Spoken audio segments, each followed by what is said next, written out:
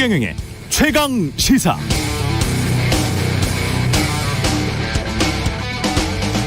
네, 어제 대통령실이 도어 스태핑을 중단하기로 결정했습니다. 최근 발생한 불미스러운 사태와 관련해 근본적인 재발 방지 방안 마련 없이는 지속할 수 없다고 판단했다. 이렇게 말했습니다. 11월 1일부터 20일까지 무역 수지는 44억 달러 넘게 적자. 이로써 연간 누적 무역 수지 적자액은 400억 달러에 이르는데요. 1956년 무역 통계를 작성하기 시작한 이후 66년 만에 최대 적자 폭입니다. 11월 그나마 자동차 수출은 괜찮았는데 한국자동차연구원이 어제 산업동향 보고서를 통해서 내년 자동차 수출 미국 인플레이션 감축법 영향으로 4.2% 줄 것이라고 전망했습니다. 한덕수 국무총리가 지난달 초 경찰에 마약 관련 대책을 수립하라 이렇게 지시한 것으로 확인됐다는 노컷 뉴스의 단독 보도가 있었고, 이태원 참사 피해자 명단이 없다던 이상민 해안부 장관의 일주일 전 국회 발언은 결과적으로 거짓으로 드러났죠.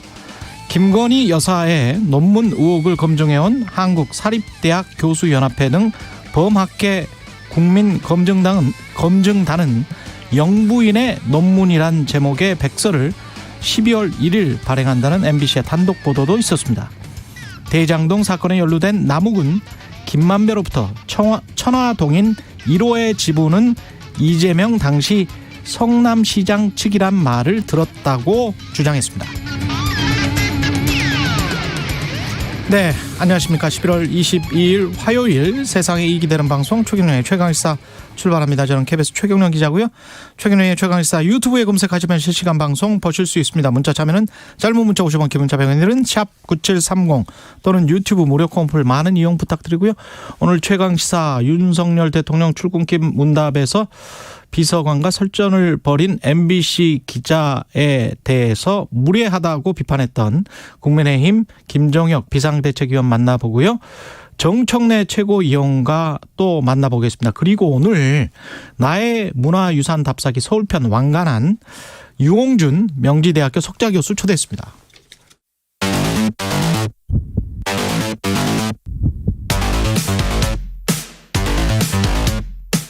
오늘 아침 가장 뜨거운 뉴스 언박싱. 자, 뉴스 언박싱 시작하겠습니다. 민동기 기자, 김민하 평론가 나와 있습니다. 안녕하십니까? 안녕하십니까? 오늘 전부 출연이에요. 그래서 뒤에 김종혁 비대위원도 출연이 예정돼 있어서 38분 정도까지 빨리 마무리 짓기로 하겠습니다. 출근길 문답 관련해서는 이제 잠정 중단하겠다. 네. 194일 만에 이제 잠정 중단 결정을 내렸습니다. 이재명 대통령실 부대변인이 밝힌 내용을 보면 고성을 지르는 등 불미스러운 일로 인해서 본래 취지를 살리기 어려워졌다는 판단이 들었다. 이렇게 얘기를 했는데요. 오프닝에서도 잠시 언급을 하셨지만 지난 18일 출근길 문답에서 윤 대통령이 자리를 뜰 때 MBC 기자가 무엇이 악의적이었느냐 이렇게 물은 것과 관련해서 이기정 홍보기획 비서관하고 언쟁이 있지 않았습니까? 그랬죠? 이걸 지칭을 한 것으로 보입니다. 지금 대통령실은 언론의 이의 제기를 뭐 이렇게 제기하는 방법 없이 이렇게 지금 계속적으로 이런 조치를 취하고 있는데, 일단 후속 조처도 검토 중이다라는 언론 보도가 나오고 있습니다. 출입기자 간사단에 대통령실은 해당 회사 기자의 상응 조치를 검토 중이라고 기자단에 의견을 요청을 했는데요. MBC 소속 해당 기자에 대한 출입기자 등록 취소, 그리고 기자실 출입 정지, 기자 교체, 아마 이걸 상응 조치로 들었다라고 합니다. 기자단에게? 그렇습니다. 그래서 여기에 대해서 출입 기자단은 품위 손상 여부 등은 간사단이 판단할 영역이 아니며 징계를 논의할 수 있는 근거 규정 자체가 없다. 그래서 입장을 밝히지 않겠다라는 그런 입장을 대통령실에 전달을 했고요. 그럼에도 대통령실은 자체적인 후속 조치 논의를 진행 중이라는 보도가 나오고 있습니다. 오늘 뭐 핵심 관계자가 일부 언론과 인터뷰를 했는데 해당 기자와 어떻게 앞으로 같이 하겠느냐, 출입 정지나 교체 등이 필요하다, 이런 입장을 밝혔습니다. 그러니까 이게 근본적인 재발 방지 방안 마련 없이는 지속할 수 없다고 판단했다라는 게 대통령실의 입장이고, 그렇죠. 여기서 이제 재발 방지 방안이라는 것은 결국은 이 사태를 일으킨 MBC 기자에 대한 어떤 조치가 있어야 된다라는 거 아니겠습니까? 근데 기자단 간사단, 출입기자단 간사단이 내놓은 입장을 보면은 어쨌든 의견을 제시하지 않기로 한 건데, 그게 무슨 얘기인지 잘은 모르겠어요. 이게 규정이 없다는 얘기인지, 왜냐하면 이제 대통령실에서 이 운영위를 개최해가지고 거기서 이제 징계 등을 논하는 방안에 대해서 의견을 달라고 한 것인데 그 관련 규정이 있거든요. 근데 규정에 근거가 없다는 것인지 아니면 품위 손상 등에 대해서 자신들이 판단할 내용이 아니라는 것인지 아니면은 우리도 내부의 의견이 크게 갈리기 때문에 우리가 합의가 안 된다라는 것인지 이 세 개를 다 얘기했는데 그게 이제 뭔지 잘 모르겠는데 어쨌든 간사단 입장에서는 어쨌든 의견 제시를 안 했기 때문에 간사단 차원의 출입기자단 차원에서의 무슨 징계라든지 뭐 이런 것들에 동의하는 그런 구도는 아닌 거 아닙니까? 그러면은 재발 방지 방안 마련이라는 거는 잘 안 될 것 같고 그러면 이 출근길 약식 회견이라는 게 상당 부분 이제 앞으로 재개는 어려운 거 아닌가라는 생각이 들고요. 그런 상황이다 보니까 오늘 이제 신문들에서 이런 식으로 이 출근길 회견을 중단한 거에 대해서 긍정적으로 평가하는 논조는 하나도 없는 것 같습니다. 제가 적어도 본 신문 중에는 사설들을 쭉 봤는데 예를 들면 조선일보의 경우에는 이렇게 써 있어요. MBC에 대한 비판을 한참 했습니다. 조선일보는 사설에서. 근데 그러고서도 이 문제가 있다고 해서 이 출근길 회견을 아예 없앤다면 시작하지 않은 것보다도 못할 것이다라고 이제 규정을 했고 예. 그다음에 MBC가 잘못을 했지만 대통령실은 전용기에서 MBC 기자를 배제하는 등의 감정적으로 대응한다는 인상을 줬다 이렇게 규정을 하고 있어요. 그러니까 문제가 있다라는 뜻인 거죠. 중앙일보도 사설을 통해서 MBC 기자의 질문 태도가 잘못됐지만 그 하나로 갑작스럽게 대통령실에 가림벽을 세우고 이 도어 스태핑 중단을 꺼내든 거 바람직하지 않다. 그동안의 진정성조차 오해받을 수 있다. 이렇게 시작을 하고 있고요. 동아일보 사설도 MBC 기자 질문이 거칠었던 것은 사실이지만 이를 이유로 대국민 소통 창구를 닫는 것은 작은 일을 크게 키우는 과잉 대응일 뿐이다라고 규정을 하고 있습니다. 그러니까 이렇게 끝내는 것보다는 좀 당분간 냉각기를 갔더라도 일정 기간 며칠이라도 다시 재개를 하는 것이 필요하다고 보이는데 가볍게 빨리 그래서 문을 내던지 그런 조처를 취하는 게 좋다. 이 방식에 대해서는 일부 변화를 주더라도 이 출근길 기자회견이라는 것의 전통은 계속 이어가는 것이 좋다 이렇게 생각이 됩니다. 대통령이 검찰총장 출신이기 때문에 법적으로 워낙 잘 알고 계시는 분이라 저는 이런 생각이 드네요. 대통령실 규정에 품위 유지 위반이 분명히 있어요. 근데 이거를 이제 품위 유지 위반으로 볼 것인지는 모르겠고 판단을 해봐야 될 문제인데 MBC 사측에 왜 그러면 출입기자 정지나 교체를 해달라라고 요청을 하지 않았을까? 이게 첫 번째 드는 질문. 왜 출입 기자단에게 이런 요청을 했을까? 이거는 방송법과 관련해서 편성이나 인사에 침해 가능성이 있기 때문에 직접적으로 MBC 사측에는 말을 못하는 지금 상황인 것 같다. 법 때문에. 그렇게 생각을 해보자면 법적으로만 지금 다 따지면 대통령의 이 발언이 있었잖아요. 뉴욕 발언이. 이 땡땡 이 베이비 발언이 있었기 때문에 그게 가짜 뉴스다. 악의적 행태였다고 또 본인이 이야기를 했습니다. 대통령이 그렇게 말씀을 하셨기 때문에 법원에다 제소를 하면 됩니다. 지금 어제 그렇게 이야기를 했죠. 민동기 기자가 조정 불성립이 나왔다고 언론중재에 의해서. 그럼 그다음 수순은 뭐예요? 우리가 가짜 뉴스로 피해를 당했다라고 하는 측이 당연히 법원에다 제소를 하면 됩니다. 그래서 거기에서 가짜 뉴스냐 그리고 악의적 행태였냐 관련해서 그냥 판정을 받으면 되는 것이죠. 그리고 그게 법원의 판결이 나오면 그러면 당연히 이제 MBC에 대한 비판은 쏟아지겠죠. 근데 이걸 대통령실이 스스로 그리고 대외협력비서관도 이제 사의를 표명했다고 하잖아요. 네. 근데 지금 서로 언쟁을 한 사람들은 이기정 홍보기획비서관이죠. 이기정 홍보기획비서관하고 MBC 이기주 기자가 언쟁을 했죠. 언쟁을 했습니다. 근데 왜 대외협력비서관이 사의를 표명합니까? 대통령실이 내놓은 해명은 도어 스태핑이라든가 그 공간을 책임지는 관리자가 대외협력비서관이라는 거고요. 예. 그래서 도의적 책임을 느껴서 사의를 표명했다는 그런 설명인데 조금 이해가 안 가는 그런 설명이기도 합니다. 그리고 지금 최경영 기자가 말씀하신 법적인 측면에서 왜 MBC 사측에 출입기자 교체를 요구하지 않았느냐 이렇게 해석할 수도 있는데 그 김동훈 한국기자협회장 같은 경우에는요. 예. 어제 뭐라고 얘기를 했냐면 이건 기자단 내부의 불만을 고취시켜서 MBC를 좀 고립시키려는 그런 의도가 있는 것 같다. EJ. 그렇습니다. 예. 그래서 기자 간 갈등을 조장을 하겠다는 속셈이 뻔한 수다라고 또 비판을 하고 있거든요. 그러니까 법적인 측면하고 약간 그런 의도적인 측면이 있다. 뭐 이 언론계에서는 이렇게 좀 보고 있는 것 같습니다. 그렇게 할 수도 있겠네요. 예. 대통령실이 문제를 이상하게 풀고 있다고 저는 생각을 하는데 지금 말씀하신 것처럼 일반적인 절차를 통해서 잘못된 보도라면 그것을 바로 잡으면 되는 거고요. 근데 왜 이렇게까지 하는가에 대해서는 의도에 대한 추측만 무성하지 않습니까? 근데 오늘 동아일보 보도를 보면 이런 대목이 있습니다. 원래 대통령실은 도어 스태핑 중단을 고심하고 있다는 정도의 공지를 하려고 그랬는데 윤석열 대통령이 중단하기로 했다라고 공지해라 라고 얘기를 했다는 건데 그 판단의 배경은 MBC 기자의 이런 행위는 MBC 본연의 언론 활동이 아니고 정파적인 활동을 하는 거다라고 대통령이 생각을 한다라는 거예요. 그리고 이 발언에 대해서 복수의 대통령실 관계자들이 확인을 해줬다라고 동아일보는 보도를 하고 있습니다. 그러니까는 MBC가 불순한 어떤 동기를 가지고 기자가 그렇게 강한 어떤 항의를 하도록 한 것이다라는 인식을 대통령이 갖고 있는 거 아니냐라는 거고, 그러니까 이 모든 게 의도적이니 그러면 MBC 사측에 뭐 이 출입기자 교체나 이런 거를 요구해도 소용이 없는 것일 테고요. 그리고 대외협력비서관은 과거에 춘추관장이거든요. 그 직책이 똑같은 직책입니다. 그렇죠. 그러면 그 춘추관장이 왜 책임을 지느냐? 그러한 정치적인 어떤 불순한 행동을 막지 못했기 때문에 지금 책임을 진 거죠, 그러면. 그런데 저는 이런 인식은 잘못된 인식이라고 생각을 하고요. 그리고 이 언론의 참모들이 이렇게 얘기하면 안 됩니다. 이것은 민주주의의 언어는 아닌 것 같아요. 저는 윤석열 대통령은 자유민주주의자라는 거를 믿어 의심치 않는데 언론이 어떤 보도를 한 거에 대해서 이것은 언론이 정파활동을 한다. 불순한 동기가 있다. 이렇게 접근하는 것은 과거의 방식 아닙니까? 이렇게 하지 말고 문제가 있는 거에 대해서 정확히 합리적으로 이성적으로 지적을 하고 거기에 따른 조치를 하면 되는 것인데 이런 방식은 적절하지 않은 것 같다는 생각입니다.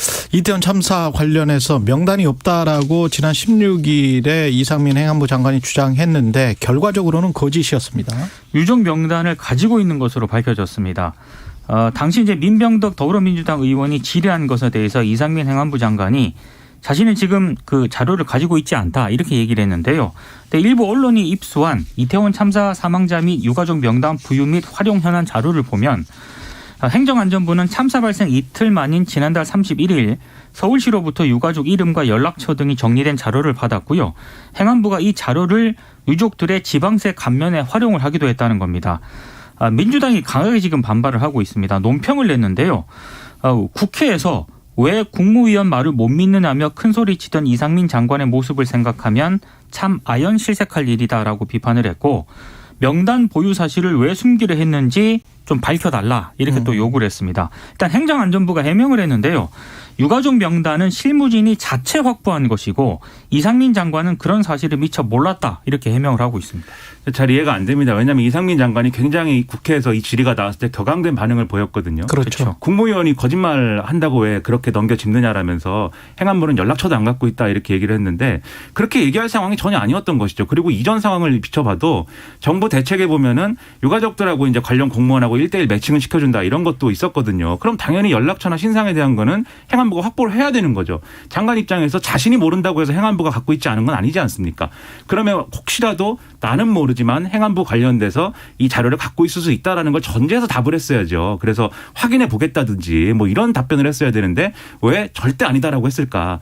저는 이게 뭐 명단을 가지고 있는 거를 감추기 위해서 이랬다고 보진 않고요. 왜냐하면 어차피 이렇게 밝혀질 일 아닙니까? 감추기 위해서라기보다는 굉장히 대결적인 어떤 그런 인식을 장관도 가지고 있기 때문에 야당이 물어보니까 내가 거짓말합니까? 라고 바로 받아치면서 이런 문제가 생기는 거거든요. 이런 경우가 아니라면 일을 굉장히 못하는 장관이라는 말밖에 안 되는데 저는 이런 행안부 장관의 태도도 고치지 않으면은 이태원 참사와 관련돼서 불필요한 오해와 논란만 커질 수 있기 때문에 좀 스스로 돌아보는 그런 상황이 있어야 된다고 생각합니다. 의도적으로 거짓말을 한 건지 안 한 건지는 모르겠습니다만 양심불량은 맞는 것 같아요. 왜냐하면은 그 행안부 지금 해명을 본다고 하더라도 국회에서 그렇게 강하게 부정을 한 그 직후에 장관이 사실은 행안부에 그 자료가 있다라는 걸 알았다는 거 아니에요? 그렇죠. 그러면 지금 일주일이 지났지 않습니까? 네. 그러면 그 안에 그냥 이실직고를 했어야 되는 거 아닌가요? 그렇죠. 네. 행안부 장관이 어디 뭐 브리핑 자리랄지 어느 자리에서 본인이 그때는 제가 국회에서 잘못 답변을 했는데 있었습니다라고 스스로 말을 본인이 인지를 했다면 그게 이제 실수라고 알았다면 그 순간부터는 양심에 맞게 행동을 했었어야죠. 근데 그것도 아니고 나중에 이렇게 밝혀진다는 거는 좀 문제가 있다고 봅니다.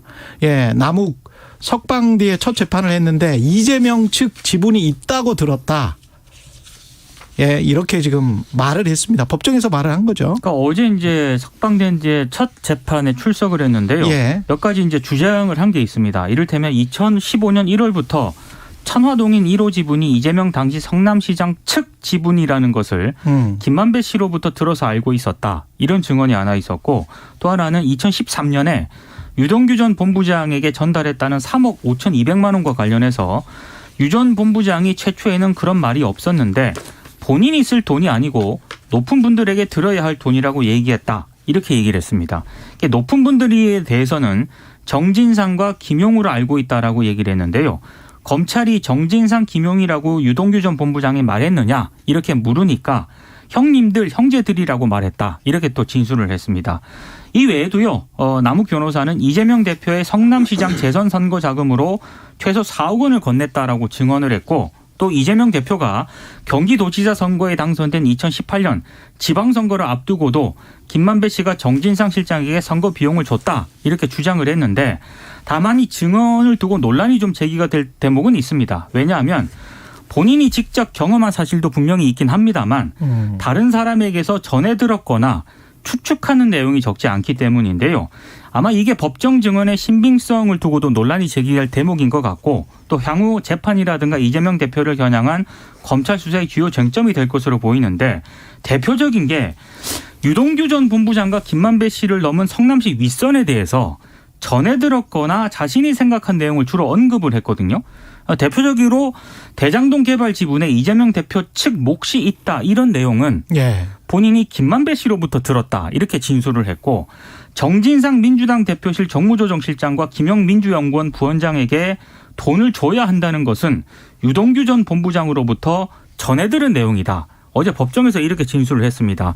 근데 뭐 법조계에서 나오는 얘기는 형사소송법상 전문 진술, 그러니까 남에게서 들은 사실을 전하는 진술은 유죄의 증거로 활용할 수 없다. 뭐 이런 반론도 있기 때문에 나중에 이게 법정에서 주요 쟁점이 될 것으로 보입니다. 그래서 이제 김만배 씨가 이 발언을 확인 어떻게 해주는가가 중요할 것 같은데 지금까지 언론 보도를 보면은 입장이 돌아섰다 이렇게 평가를 하는 남욱, 유동규 등과 비교해서는 입장이 어떻게 변한 건지 등등은 보도가 안 되고 있어요. 그래서 확인이 어려운데 김만배 씨도 곧 구속 기간 만료돼갖고 나옵니다. 아 그렇군요. 네, 그러면 네. 이제 그 여러 가지로 기회가 있을 것 같고 재판에 계속 나올 거거든요. 확인해봐야 되는데 근데 또 김만배 씨가 어떻게 확인해 주느냐 왜 중요하냐면 이 남욱 변호사 등의 증언을 다 종합을 해봐도 김만배 씨 말이 자꾸 바뀌어요. 이 사람들한테 한 얘기가 이런 얘기 저런 얘기를 막 했습니다. 그래서 그중에 뭐가 맞는 것인지도 김만배 씨 입에 달려있기 때문에 김만배 씨의 어깨가 상당히 무거워졌습니다. 예, 무엇보다 팔로우 더 머니, 돈을 쫓아가야 되겠죠. 맞습니다. 돈의 네. 흔적, 그 증거가 나와야 될 것 같습니다. 뉴스 언박싱 민동기 기자 김민아 평론가였습니다. 고맙습니다. 고맙습니다. KBS 1라디오 최경영의 최강시사 듣고 계신 지금 시각 7시 38분입니다. 최경영의 최강시사 출근길 날씨 정보입니다. 지금 가시거리 200m 미만의 짙은 안개가 경기와 강원 중심으로 끼어 있습니다. 각별히 주의하셔야 되겠고요. 오늘 내일 전국이 흐립니다. 또 오늘 아침부터 오전 사이에 강원 영동, 경상권 동해안, 제주도에 먼저 비가 오겠고요.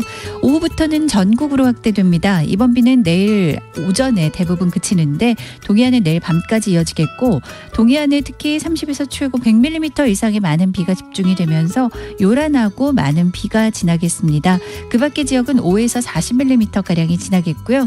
오늘 기온은 어제보다는 떨어져도 평년보다 높겠습니다. 서울, 대전, 대구 15도 등 전국이 12도에서 18도 분포가 되겠고요. 이번 주에는 평년보다는 기온이 높은 상태가 좀 유지되는데 약간씩 기온이 오르내리긴 하겠습니다. 다음 주 초반 전국에 비가 오고 나서 다음 주 후반경 서울의 아침 기온도 영하권으로 내려앉겠습니다. 오늘 미세먼지 농도는 오전에 일부 중서부와 내륙으로 좋지 않다가 오후 들어 비가 내리면 나아지겠습니다. 지금 서울 기온은 7.2도입니다. KBS 최경영의 최강시사 출근길 날씨정보 최영우였습니다. 계속해서 이 시각 교통상황 KBS 교통정보센터의 김민희 씨가 정리해드립니다.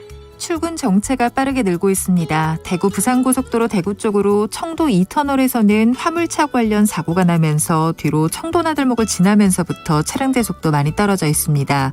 제2경인고속도로 인천 쪽으로 서창분기점 부근 5차로에는 대형 화물차가 고장으로 서 있고요. 서울시내 강변북로 구리 쪽으로 영동대교 부근 1차로에도 고장난 차가 서 있어서 부근으로 차량대 서행합니다. 그 밖에 오늘 서울 도심에서는 대규모 집회가 예정돼 있습니다. 오전 10시부터 세종대로 숭례문에서 삼성 본관 사이에서 집회가 있을 예정이고 오후 1시 반부터는 여의대로 마포대교에서 서울교 사이 구간에서 역시 집회가 있을 예정입니다. 주변 도로 혼잡이 예상되는 만큼 먼 곳에서 우회해서 지나시기 바랍니다. KBS 교통정보센터였습니다. 오늘 하루 이슈의 중심. 당신의 아침을 책임지는 직격 인터뷰. 여러분은 지금 KBS 1라디오 최경영의 최강시사와 함께하고 계십니다. 네, 윤석열 정부의 상징으로 꼽혔던 출근길 약식 문답이 어제부터 도스태핑 전격 중단됐습니다. 정치권에서도 논쟁이 벌어졌는데요. 관련해서 국민의힘 김종혁 비대위원 모셔서 이야기 나눠보겠습니다. 안녕하세요. 안녕하세요. 예. 이게 일단 어떻게 생각하세요? 민주당은 좀스러운 대응이다, 좁쌀 대통령이다 이렇게 강하게 비판을 하고 있습니다. 저는 사실은 그 도어 스태핑에 대해서 처음부터 반대를 했던 사람이에요. 예. 저는 이제 이 도어 스태핑이라는 게 이것을 언론 자유와 이퀄로 보면 안 된다. 그리고 반드시 문제가 생길 것이다. 이런 입장을 정권 초기부터 그 대통령실에 좀 전달을 했었는데요. 그리고 문제가 생길 것이니 컨틴전시 플랜을 만들어라. 그런 얘기도 했었습니다.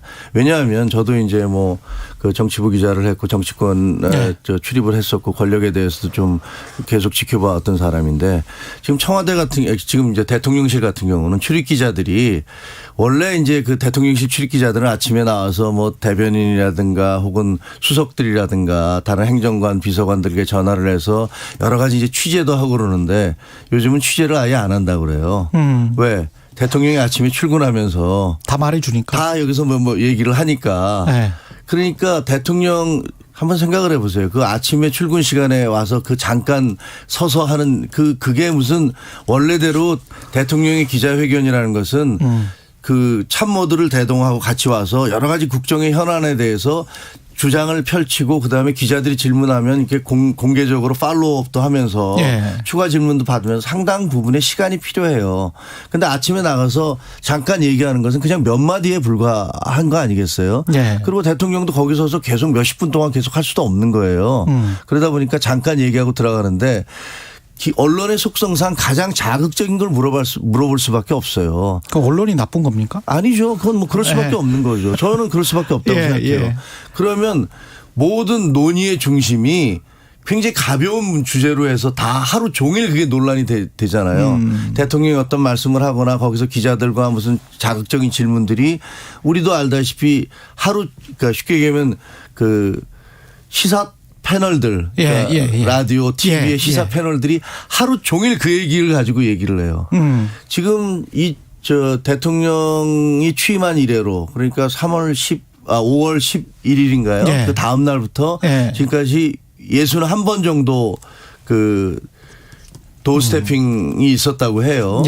그렇지만 거기서 무슨 깊이 있는 얘기라든가 뭐 이런 얘기들이 오갔다는 기억은 나지 않아요. 그저 대통령이 말 실수를 했다, 질문이 뭐 이렇게 공격적인 게 나왔다 이런 것들로 주로 다 채워주는 경우가 많아서 저는 개인적으로는 이런 방식은 옳지 않고 예를 들면 그렇게 대통령이 얘기했던 대로 국민과 소통을 하고 싶으시면 뭐 일주일에 한 번 정도 시간을 좀 더 내서 기자들을 만나든가 아니면 다른 나라들에서 하듯이 뭐 그 한 달에 한 번이라든가 뭐 이렇게 시간을 좀 두고 깊이 있는 그 정책에 대한 토론들이 오가는 것들이 훨씬 더 맞다 이렇게 생각을 합니다. 왜?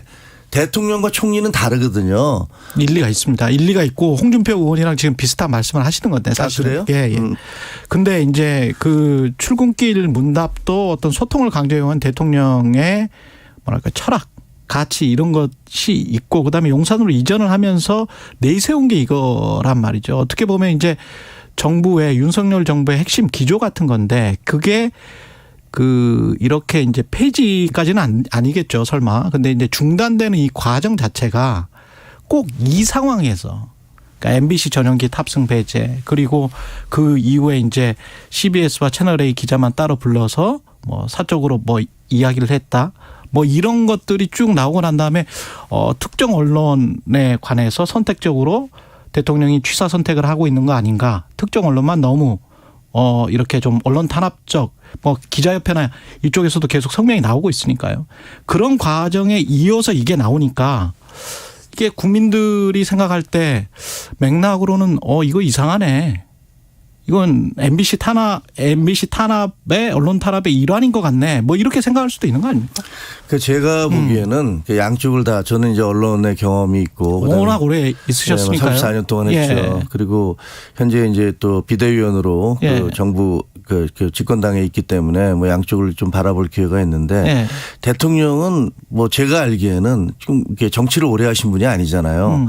진짜로 처음에 시작하실 때는 아주 순수한 마음에서 한 것 같아요. 정말로 저 기자들과 매일매일 만나서 뭐 이런 것들을 얘기를 하고 그 정책 방향에 대해서 얘기를 하고 뭐 이런 식의 어떻게 보면 좀 이렇게 좀 편안하게 생각하실 수도 있고 좀 쉽게 생각하실 수도 있는데 그래서 저는 절대로 그렇게 되면 안 된다라는 얘기를 했던 거고. 근데 이분은 지금 청와대 지금 이제 대통령실 분위기는 우리는 굉장히 선의로 이렇게 기자들과 계속 만나고 이런 입장을 견지를 했는데 돌아온 것은 굉장히 악의적인 반응으로 우리에게 나온 것 아니냐라는 생각을 하는 것 같아요. 예.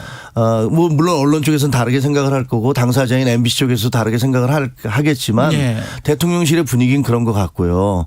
그리고 MBC 쪽에서는 반대로 이제 생각을 하겠죠.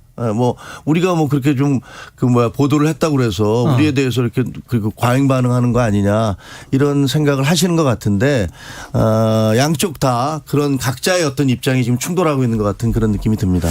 정치를 잘 몰라서 그랬다는 거는 저는 이해할 수 있고요. 그 부분은 좀 성급하게 결정을 처음에 했을 수도 있습니다. 근데 이제 그렇게 보도를 했다는 그 부분과 관련해서 사실은 가짜 뉴스다, 악의적인 행태다라고 대통령이 말씀을 하셨기 때문에 그러면 어떤 말씀을 그때 뉴욕에서 하셨는지를 말을 하셔야 되고 언론 중재에 지금 조정 불성립이 나왔지 않습니까? 그러면 너무 잘 아시지만 법원으로 가서 그러면 제소를 해야 되는 거 아닙니까? 근데 가짜 뉴스라고 규정을 해버리고 악의적 행태라고 하는 거는 악의라는 거는 언론인의 양심에 관련해서 또 규정을 한 거거든요. 그건 액츄얼 멜리스라고 미국 법원에서도 한참 그 논쟁이 되는 거 아닙니까? 우리 지난번에 이제 그 민주당이 집권 여당을 할 때 징벌적 손배소 관련해서도 이게 핵심 주제였고 기자들 다 반대했고 저도 다 반대했어요. 근데 지금 똑같은 이야기를 하고 있는 거예요, 대통령이. 악의적이라고. 저는 MBC의 예. 보도에 악의성이 있지 않았는가 하는 의심을 합니다. 예. 왜냐하면 기본으로 저도 대통령실을 출입을 해봤지만 예. 대통령의 발언이라는 것들은 굉장히 정확해야 되는 것이고 그것을 보도할 때도 정확해야 돼요. 근데 이번 보도 과정을 보면 저도 뭐 그 영상 과정을 좀 들어봤습니다. 여러 차례 들어봤습니다만 일부 부분에 있어서 제대로 무슨 말인지 잘 모르는 부분이 대부분이에요. 그런데 거기다가 가로 열고 미국 국회 이렇게 해서 발언하지 않은 것들을 가로를 쳐서 설명을 하고 그다음에 발언 자체가 무엇인지 헷갈리는 부분들에 대해서도 본인들이 다 거기다 자막을 다셨어요.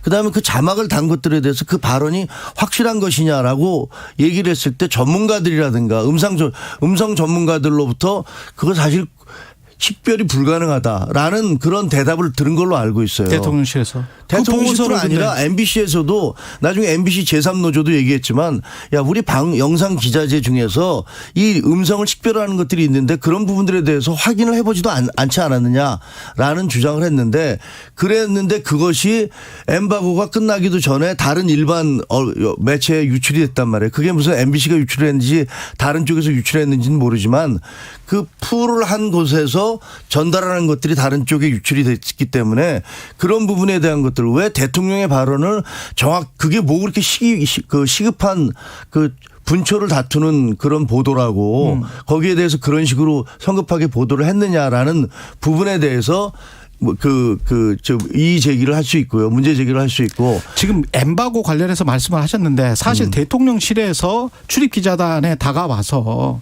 그 좀 이런 게 있는 것 같은데 들어보고 좀 지워달라 이렇게 지금 요청을 했다는 거 아니에요. 그렇게 해서 출입기자단이 도대체 뭐가 있길래 그러지 그러면서 다시 들어봤다는 거 아닙니까? 아니, 그건 제가 알기엔 순서가 반대입니까? 네. 언론에서 그런 얘기가 나온다는데 네. 그쪽에서는 우리는 잘 모르지만 만약에 그런 게 있다면 그런 부분들에 대해서 좀 보도를 유보해달라 확인될 때까지라고 했던 거고 네. 두 번째는 MBC가 국무부하고 백악관에 그 미국 정부에 그러니까 그 대통령의 발언에 대해서 영어로 번역을 해서 거기다 Fword 뭐라고 하는 이렇게 상소리를 했다라는 부분을 해서 거기다가 어떻게 생각하시냐라고 요청을 해서 보냈어요. 그런데 미국 정부에서 우리는 아무렇지도 않다. 한미 관계 아무 이상 없다. 이렇게 얘기했는데 정작 그런 답변은 보도하지 않았어요. 그러면 받아들이는 쪽에서는 야, 우리의 발언에 대해서 이런 식으로 확인되지 않은 것들을 보도를 해놓고 그다음 미국 정부에 대해서 확인 요청까지 해서 미국 정부가 아무 이상이 없다고 한 것들에 대해서는 왜 아무런 보도를 하지 않느냐. 그게 악의적이지 않느냐. 이게 악의적인 게 아니냐라는 그런 얼마든지 그런 생각을 할 수 있다라고 저는 생각을 합니다. 그렇게 느낄 수도 있을 것 같습니다. MBC 기자의 이제 무례함을 지적하면서 슬리퍼 차림을 근데 이거 관련해서 당황스럽긴 한데 무례하다고 생각합니다. 예. 저도 저 청와대 대통령실을 출입을 해봤거든요. 예. 근데 한번 생각을 해보세요. 우리 저 앵커님도 우리가 법원에 가면 이 법원에서 판사들이 들어오면 다 기립을 합니다. 왜 기립을 합니까? 그거는 그 재판장에 대한 최소한의 예의를 표시하는 거고 재판장에 슬리퍼 신고 들어가지는 않습니다. 그리고 판사들도 다 법복을 아무리 더운 날에도 법복을 입고 외국 같은 경우는 가발을 쓰기도 해요. 위기라고 그래서. 그렇죠. 유럽에. 그거는 재판장의 어떤 그 장소에 필요한 복장이 있는 거 아니겠습니까? 우리가 예를 들면 상가에 갈 때 그렇게 울긋불긋한 옷을 입고 넥타이를 메고 그렇게 빨간 넥타이 메고 가지는 않습니다. 왜? 그렇게 해서는 안 되기 때문에. 그리고 김건희 여사가 영국에 갔을 때 지금 민주당 지지자들께서 뭐라고 하셨냐면요.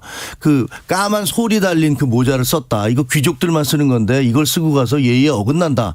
이렇게 비판을 했습니다. 사실은 그것도 아니었다는 것이 나중에 밝혀졌지만요. 그 민주당 비판이었고. 어느 장소에든 그 장소에 필요한 복장이 있는 겁니다. 그런데 MBC에서는 국민을 대변해서 대통령께 물어본다라고 얘기하지 않습니까? 그러면 국민을 대변할 때 슬리퍼를 신고 상대방인 대통령은 국가 그 선거로 통해서 뽑힌 국가 최고 지도자인 대통령은 넥타이를 메고 정장하라고 나서 국민들 앞에 섰는데 그걸 질문하는 분은 슬리퍼를 신고 국민을 대변한다면서 그렇게 서 있는 게 뭐 팔짱 낀 것까지는 뒤에 있었으니까 안 보여서 그렇다 치더라도 그것은 옳지 않고요. 두 번째로 그 MBC 태도의 MBC 기자의 그 무례함에 대해서 지적을 했을 때 그것이 왜 무례하냐 이렇게 말씀을 하시는데 저는 어떤 생각이 드냐면 2019년에 1월 달에 연두 기자 문재인 대통령이 연두 기자회견을 할 때 경기 방송의 김예령 기자가 대통령께서 그렇게 경제에 대해서 자신감을 표시하는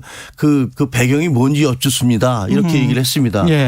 그 발언에 대해서 민주당 지지자들께서 감히 대통령한테 그런 질문을 한다고 엄청난 그 댓글 그 양념 폭탄을 퍼부어서 결국 김혜령 기자는 회사를 그만뒀습니다.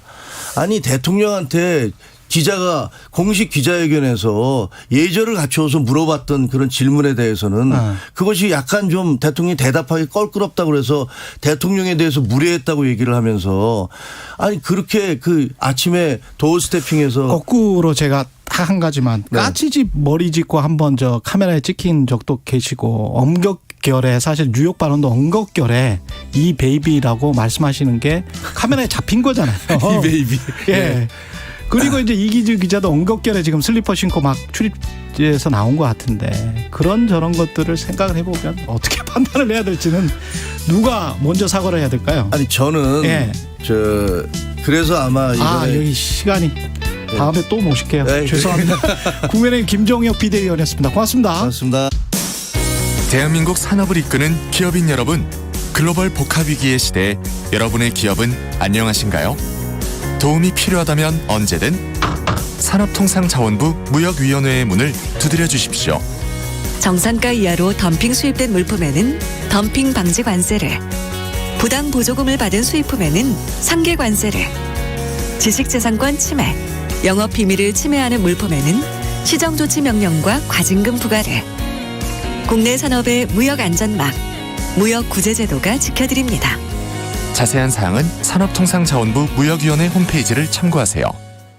물로 인한 재난 피해 중 태풍과 홍수보다 더 무서운 피해가 있다는 거 알고 있나요? 그건 바로 가뭄입니다.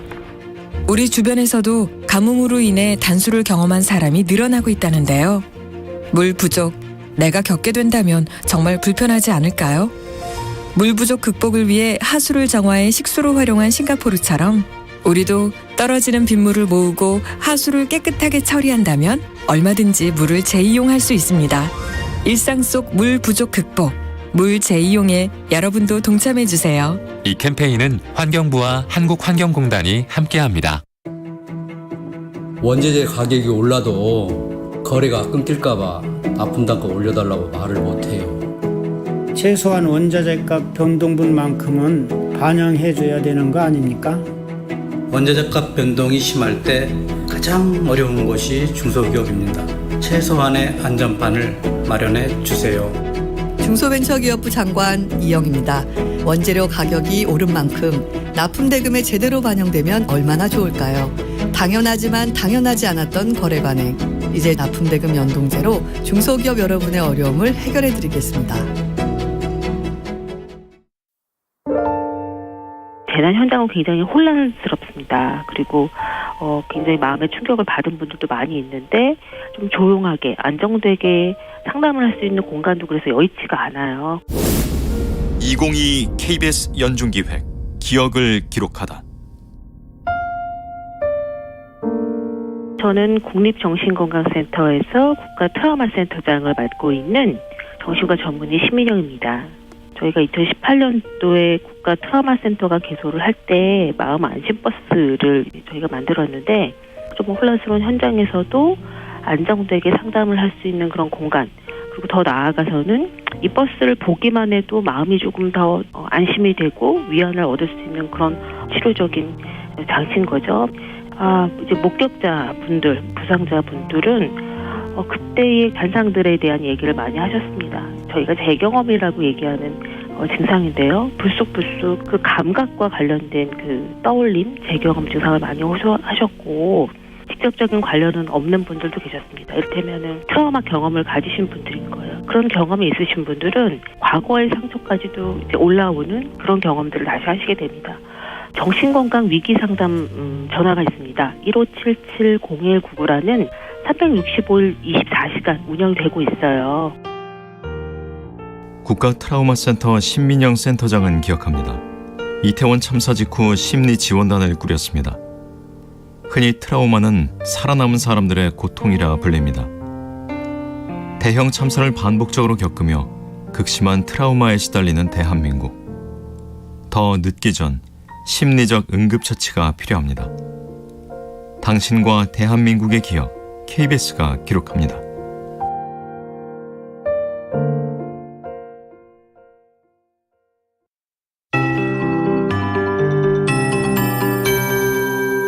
KBS 58분 날씨.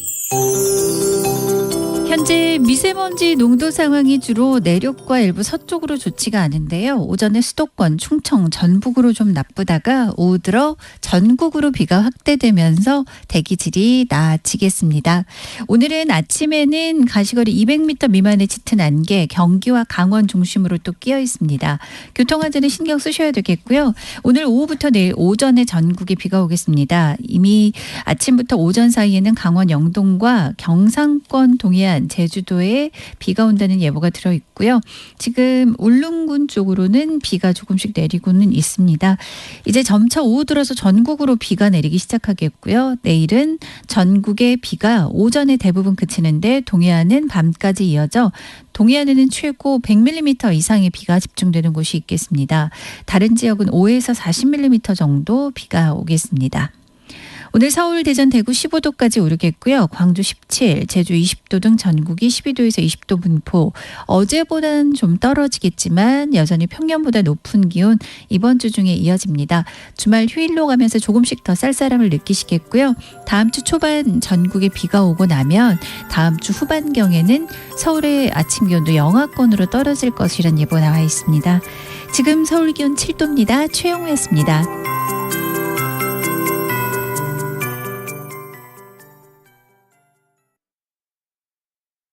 정성을 다하는 국민의 방송 KBS가 8시를 알려드립니다. AM 711kHz, FM 97.3MHz, KBS 1라디오입니다. HLKA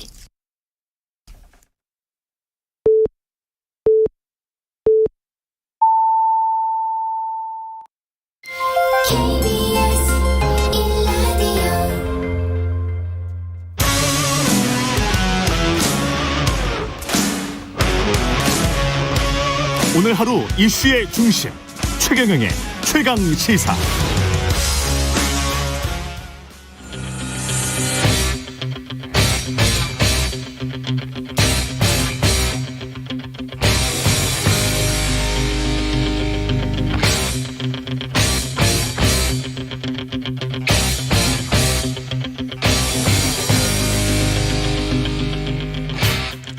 네, 답답한 정치 이슈를 팍팍 때려보는 시간입니다. 정치펀치 정청래 민주당 최고위원 나오셨습니다. 안녕하십니까? 네, 안녕하십니까? 예, 윤석열 대통령의 출근길 문답 도스태핑 잠정 중단입니다. 방금 전에 이제 국민의힘 김종혁 비대위원 이야기를 들었는데 이번 결정 어떻게 생각하십니까? 청와대를 나와서 용산 대통령실로 간다는 것 자체가 국민과의 소통을 강화하겠다. 부중궁궐에서 벗어나겠다. 이런 거 아니겠습니까? 예. 그래서 큰 이유 중에 하나가 도어 스태핑이었지 않습니까? 이제 그것마저 이제 내팽개치고 도어 스키핑 하겠다는 거 아니겠습니까? 그리고 예. 가벽을 설치하겠다. 명박산성에 이어서 서결 가벽. 국민과의 소통을 단절하겠다. 이런 거거든요. 성렬 가벽. 예. 정확한 발음은 예. 서결입니다. 서결입니까? 이게 표준 발음이고요. 아, 그렇군요. 성렬은 예. 본인이 원해서 이렇게 발음을 해주는 건데 예. 제가 문체위 국감 때 이거 물어봤습니다. 아, 그러셨어요? 네, 국어연구원장한테. 예. 언어의 미술사시니까요. 네, 서결이 예. 맞다. 예. 네, 그래서 서결로 서결이 발음하지 맞다. 않는 것은 예. 상당히 석연치 않은 발음입니다. 아, 그래도 본인이 원하는 걸 저는 발음을 그렇지 않습니다. 해달라고. 그럼 본인이 원하면 예. 우리 최경영 예. 그 앵커한테 예. 최격역으로 불러달라. 그럼 그렇게 불러야 됩니까? 아니, 원래는 그래서 표준 발음으로 하는 게 맞습니다. 아, 그렇군요. 예. 무슨 얘기하다 이렇게 됐죠? 여하튼 네. 예. MBC와의 그 갈등 때문에 지금 도스태핑 중단된 거 아닌가? 네네. 이렇게 지금 언론에서 많이 보고 있습니다. 예. 결국은 이렇게 도어 예. 스태핑을 자랑스럽게 얘기하지 않았습니까? 예. 나는 국민과 소통을 이렇게 강화했다. 음. 근데 그 도어 스키핑이 됐으면 용산으로 간 명분이 많이 사라지죠. 그러면 여러 가지 문제점이 발생하는 것이 저는 청와대를 나와서 준비 없이 용산으로 간 여러 가지 이유 때문에 여러 가지 참사도 발생하고 여러 가지 문제가 발생한다고 보는데 그러면 다시 청와대로 들어가라. 리턴 투 블루 하우스. 네. 그렇지 않습니까? 예. 그리고 기본적으로 최경영 앵커도 기자죠. 예. 기자들은 불편한 진실을 권력에게 묻게 돼 있지 않습니까? 묻는데 이게 이제 그래서 여당 묻지 입장은 않고 예. 일방적으로 받아쓰기만 한다면 그걸 보고 정원 유착이라고 하지 않습니까? 그렇죠. 근데 그러면 이제 기자의 존재 이유가 없죠. 이제 여당 쪽 주장은 슬리퍼를 국민들 앞에서 네. 그렇게 슬리퍼 신고 와서 대통령이 질문하는 거는 무례하지 않냐. 이건 그러면 것 같아요. 윤석열 대통령은 후보 시절에 예. 기차 안에서 구두발을 올렸지 않습니까? 본인들은 왜 그런 건 또 사과하거나 성찰하지 않아요. 그리고 실내에서 실내화를 신는 게 문제입니까? 그리고 그건 본질과 다른 거죠. 본질과 다르다. 그러면 예. 슬리퍼 신고 다니면 다 가벽 설치해야 됩니까? 본질과 다른 거잖아요. 그리고 그 기자의 원초적 질문이 맞는 말이잖아요. 아니 바이든 날리면 예. 저는 바이든으로 들려요. 제 귀가. 그러면 제가 헌법수를 못하는 귀입니까? 그리고 그걸 가지고 헌법수 얘기하는데 헌법은요. 헌법 21조에 언론 출판 집회 결사의 자유가 있어요. 가벽을 설치하는 것 자체가 예. 헌법 정신을 훼손하는 거예요. 그리고 헌법에는 동맹국 간에 이간질했다고 그러는데 아니 대통령이 그러면 안 한 말을 MBC만 자막을 달았다는 겁니까? KBS 달았죠. KBS 달았어요. 근데 왜 KBS는 탄압 안 합니까? SBS 달았죠. 예. SBS 왜 탄압 안 합니까?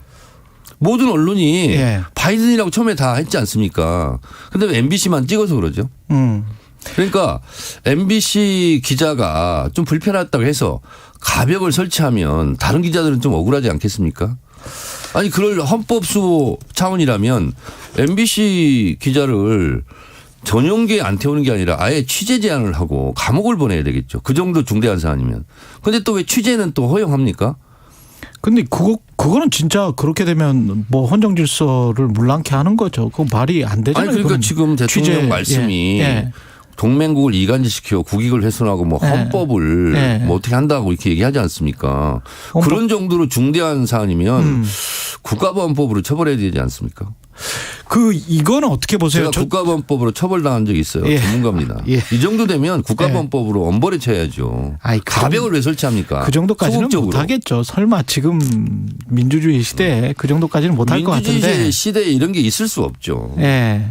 그 출입 기자 등록 취소나 출입 정지나 교체 요구나 이런 거를 출입 기자단한테 요구를 했단 말이죠. 네네. 대통령실이 이런 뭐 규정이 있다. 대통령실에 품위 유지 뭐 위반할 수도 있고 뭐 이런 거를 검토해 봐라라고 했는데 기자단에서는 뭐 의견 없다 이렇게 이제 의견 없다는 것은 사실상 대통령실의 요구를 거부한 거죠. 그렇게 볼 수 있습니다. 그거는 아주 잘했어요.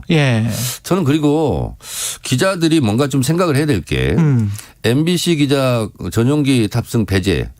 그 전용기가 대통령 개인 소유물이 아니지 않습니까? 국가재산이에요.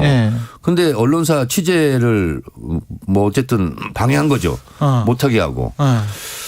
그리고 또 캄보디아 가서는 취재를 못하게 했지 않습니까? 정상회담 하는 점 못 들어오게 하고 무슨 MBC 뭐 그 대통령실에서 뭐 찍은 것만 보내주고 그럼 거기 못 알아갔죠. 보도자료를 받을 거면 캄보디아에서나 받나 국내에서 받나 실시간으로 받는 건 똑같은 거 아닙니까? 시간차가 있습니까? 그렇잖아요. 그래서 기본적으로 지금 언론에 대한 자유에 대한 심각한 훼손, 탄압 이런 게 있는 거예요. 그러면 대통령실에 출입하는 기자들이 이건 아니다. 아니 뭐 집단적으로 문제 제기를 해야 되죠. 근데 본질적인 뭐 질문은 결국은 가짜 뉴스 악의적 행태 그다음에 그 전에 유욕 발언에서 무엇을 그러면 말했는가. 가짜 뉴스 얘기하는데 윤석열 대통령이 말한 게 이 XX 바이든 이게 그러면 가짜 발언입니까? 가짜 발언이 아니잖아요. 아닌지는 본인 뭐. 입으로 진짜 발언한 거지 않습니까? 그렇죠. 근데 그리고 MBC만 그 자막을 단 게 아니라 다 달았죠. 거의 모든 언론이 다 다른 거 아닙니까? 근데 왜 MBC만 가지고 그렇게 못 살게 굽니까? 그 본질적인 문제가 KBS라서 지금 MBC 지금 탄압당하는 걸 강 건너 불구경하고 있는 거 아닙니까? 같이 싸워야 되는 거 아닙니까? 강 건너 불은 아니에요. 근데 저희야 이제 최대한 그 옆에서 보면서 그 상황을 잘 알려드리려고 하는 건데 이런 거는 있는 것 같아요. 본질적인 질문은 히틀러 아니지만. 때 있지 않습니까? 노조 조합원 잡아갈 때 나는 침묵했다. 그러니까 침묵한 사람들 다 잡아가지 않았습니까? MBC 이렇게 하면은요. 나중에 이제 KBS, SBS 다 치고 들어오는 거예요. 할 말이 없었습니까? 뭐라고 제가 답변 드리기는 좀 힘들고요. 이런 거는 있는 것 같습니다. 본질적인 거는 아닌 거를 슬리퍼랄지 뭐 이런 거를 여당에서 질문을 문제 제기를 하는 거는 그렇게 보이기는 합니다만 그럼에도 불구하고 방송 기자이기 때문에 어떤 그 복장이랄지 이런 거는 저희가 교육을 받거든요. 그래서 그런 것들 지금이 무슨 뭐 20세기입니까? 아니 그런 것들은 왜냐하면 그 옷을 출근길 어떻게 입어라 이런 것까지 나와요? 아니 출근길 문답에서 보통 이제 거기에 맞는 어떤 옷차림이랄지 뭐 이런 것들은 사실은 A가 아니다. 뭐 이런 거는 뭐 사과를 충분히 할 수도 있을 것 같아요. 제가 보기에는. 마치요. 박정희 정권 때 머리 길이 가위 갖고 자르는 것과 뭐 여성들 미니스커트는 몇 센치 이하는 안 된다. 뭐 이런 거 있잖아요. 아니 그거랑 뭐가 다릅니까? 그러니까 저는 이 MBC 이기주 기자도 사과를 할 수 있을 것 같고 대통령도 이 땡땡 발언에 관해서는 사과를 충분히 할 수 있을 것 같은데 문재인 대통령 때 있잖아요. 근거 없는 자신감 얘기하는 그 여기자 있었잖아요. 거기 뭐 징계 요청했습니까? 당시 청와대에서? 아니 그리고 미국 같은 데 보면 대통령이 나가잖아요. 우르르 따라 나가요. 기자들이. 그리고 자유롭게 질의합니다. 그렇잖아요.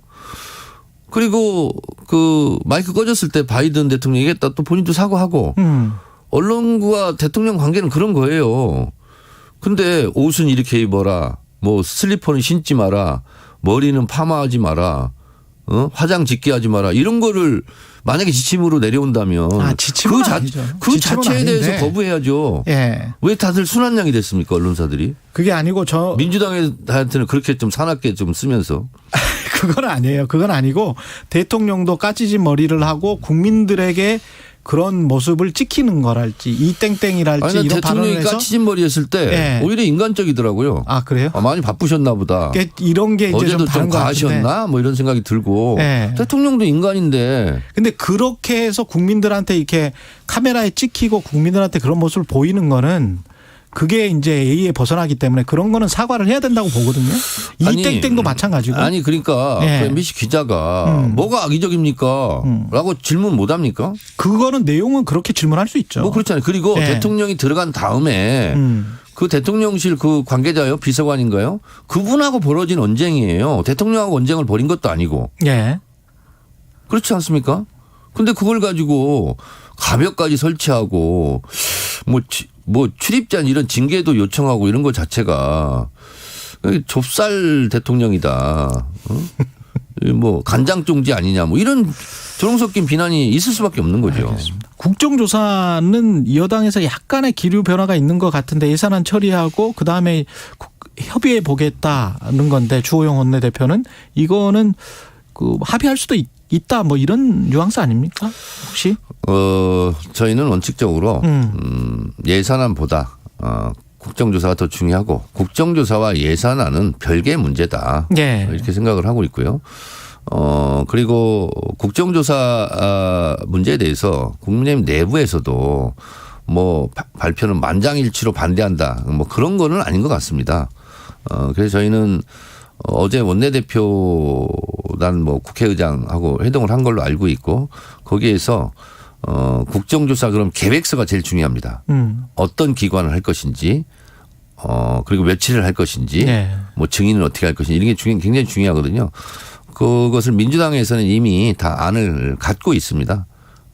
그런데 국민의힘에서 이거를 내팽개치고 나몰라라 하지는 못하는 상황인 것으로 저는 알고 있습니다. 예. 그리고 저희는 강력하게 예. 추진하겠습니다. 강력하게 추진하겠다. 네. 이재명 당대표와 관련해서는 지금 정진상 실장이 구속되고 이랬는데 이재명 당대표가 이틀 전에 개인 그 SNS에 페이스북에 유검무죄 무검 유죄다 정치적 동지가 또 구속됐다 이런 이야기를 했어요. 그럼 이렇게 되면 혹시 이제 정진상 실장이나 김용 부원장이 뭐 돈을 받았다는 게 확인이 되면 이재명 당대표도 정치적 지금 동지라고 했기 때문에 상당히 아니 경제 공동체는 예. 포괄적 뇌물죄 예. 이렇게 해서 같이 처벌을 받지 않습니까? 예. 정치를 같이 한다고 예. 누가 돈 받고 뭐 정진상 김용 부분도 저는 믿고 있어요. 예. 뭐 그렇지 않을 것이라고. 예. 그런데 정치적 공동체라면 처벌받아야 됩니까? 그게 어떤 법에 나와 있죠? 아니 법적이 아니고 예. 본인 스스로가 정치적 책임을 지는 것처럼 이렇게 이야기를 해봤기 검찰이요. 때문에 이게 뭐냐면 예. 뭘 특정하지 못해요. 예. 몇 월경 받았다. 그럼 몇 월경이면 한 달 아닙니까? 그게 무슨 공소장으로서 의미가 있습니까? 특정을 해야 돼요. 몇 월, 며칠, 몇 시, 어디에서 이렇게 해야 되거든요. 그런데 인근도로. 인근도로는요. 도대체 인근도로가 얼마나 많습니까? 특정을 못하고 있어요. 그러니까 팩트에 근거해서 검찰 공소장을 했는데 현재까지 보면 몇 월경 인근도로예요. 이걸 가지고 이게 무슨 공소장입니까? 이거는 있잖아요. 판사가 보면 웃기는 공소장 아닙니까? 또 그리고요. 검찰 공소장에 정치적 공동체라고 하면 저도 이재명 대표하고 정치적 공동체입니다. 민주당 국회의원들 다 이재명 당대표하고 정치적 공동체잖아요. 예. 그러면 누가 예를 들어서 죄를 지었다. 그러면 정치적 공동체 같이 다 처벌받아야 됩니까? 그런 건 아니잖아요. 저는 지금 우리가 대선 때 본부장 비리 얘기했지 않습니까? 어쨌든 지금 김건희 여사에 대해서 도이치모터스 주가 조작 의혹, 합격력 뭐 부풀리기 조작 의혹, 논문 표절 의혹 이런 거 지금 수사 안 하고 있잖아요. 압수수색 했습니까? 한 번도 안 했죠. 그리고 어제 뉴스 보니까 장모는 또 풀어줬더라고요. 그리고 김은혜 홍보수석 이것도 불송치 본인 쪽은 다 지금 봐주는 거예요. 그러면서 이재명 대표 쪽만 지금 뭐 압수수색 뭐 수백 번씩 하고 뭐 이렇게 하는 거 아닙니까? 예. 이걸 근데 누가 믿고 지금 이제 모든 언론을 없다. 또 적으로 돌리고 있고 예. 또 검찰을 통해서 본부장 쪽은 손대지 않고 이재명 대표 쪽만 손대고 이렇게 해서 이게 공정입니까? 남욱 변호사의 진술은 믿을 수 있다고 생각을 하세요? 다 이게 있잖아요. 예. 백세 인생 가사입니다. 들었다고 전해라. 못 간다고 전해라.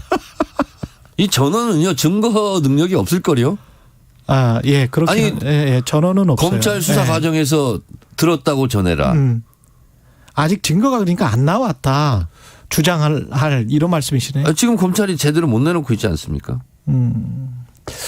아니 그래서 뭐 이거 보고 이제 전원이라고 그러잖아요. 전원. 예. 전원은 제가 봤을 때 법정에서 증거 능력으로 저는 배제당하고 탄핵당한다고 저는 알고 있습니다. 촛불 집회 관련해서는 그 참여를 했잖아요. 그 안민석, 김영민 의원 등이 참여를 했는데 네. 이제 국민의힘에서는 대선 불복이다. 이렇게 이제 주장을 하고 있습니다. 국회의원들이 헌정 질서를 흔들고 있다. 이준석 전 당대표도 그럼 대선 불복입니까? 윤석열 대통령한테 불편한 언행을 하면? 그러면 유승민 전 의원도 대선 불복입니까? 그렇지 않습니까? 그리고 국회의원의 뚫린 입을 누가 막으랴 이런 말 있지 않습니까? 예. 국회의원의 발을 누가 묶습니까? 당대표가 못 가게 하면 안 갑니까? 국회의원들은 자유롭게 헌법 21조에 보장된 집회의 자유에 참여하는 거예요. 근데 이제 수석 최고위원이시기도 하고 이제 당의 지도부시기 때문에 저는 좀 지금 이제 집회 나가는 거에 대해서 예. 신중한 입장이죠. 신중한 입장이실 것 같아요. 예. 네. 아무래도 당 지도부에서는 뭐 권유하거나 이럴 수는 없는 거 아니에요 지금? 당 지도부에서의 예. 비공식적 공식 입장. 왜냐하면 김건희 여사도 비공개 일정을 공개하지 않습니까? 예. 비공개 일정은 공개하지 않는다 아닙니까? 안일비자. 그렇죠. 그런데 비공개 일정의 공개화. 예. 이게 이제 언어 모순이지 않습니까? 예. 그런 차원에서 말씀드리면 비공식적 공식 입장. 공식 입장으로 말씀드리면 뭐냐면 지도부는 좀 자중하고 자제하고 신중한다. 그러나 자발적으로 참여하는 국회의원들의 발을 어찌 묶으랴. 그것은 알아서 자발적으로 존중한다. 그 민주당 일각에서 그 안에서 근데 웃기지 않습니까? 예, 뭐요? 비공개 일정 해놓고 네. 대대적으로 막 공개하고. 알았어요. 하나 이번에 동남아 순방에서 네. 대통령 외교는 왕따 외교, 빈손 외교고 네. 김건희 여사의 그 사진 그리고 나가 네. 이것만 남은 거잖아요. 아니 이게 외교가 어떻게 이렇게 됐습니까? 하나만 더 여쭤볼게요. 그 사법 리스크 관련해 가지고 당대표 사건에 또는 그 의혹 사건에 너무 매몰되면 나중에 총선에서 상당히 불리해진다라는 저는 민주당 사법 리스크가 네. 우리보다 저쪽이 더 많은 것 같습니다. 저쪽이 왜냐하면 이런 더 식으로 많다. 불공정하게 계속 네. 검찰의 칼을 휘둘러 가지고 나중에 다 외상값 계산하게 돼 있거든요. 외상값 계산할 것이다. 네. 아니 5년 후에 다 외상값 계산하지 않겠습니까? 지금의 검찰이 네. 항상 윤석열 정부만 비호하고 편드는 것 같습니까? 검찰은 검찰일 뿐이에요. 윤석열 정부도 힘 빠지고 그러면 치지 않겠습니까? 그래서 검찰 개혁을 해야 되는 거고요. 예. 언론도 마찬가지입니다. 예. 언론 탄압에 대해서 언론 예. 자유를 예. 지켜야 되는 것도 있지만 국민들에게 가짜 뉴스 허위 정보를 해서 국민들에게 피해 주는 그건 또 언론 행포로부터 또 국민의 피해를 막아야 되는 거 아니겠습니까? 그래서 일희일비하는 그런 권력은 결코 오래가지 못합니다. 알겠습니다. 예, 정치 펀치 정청래 민주당 최고위원이었습니다. 고맙습니다. 네, 고맙습니다.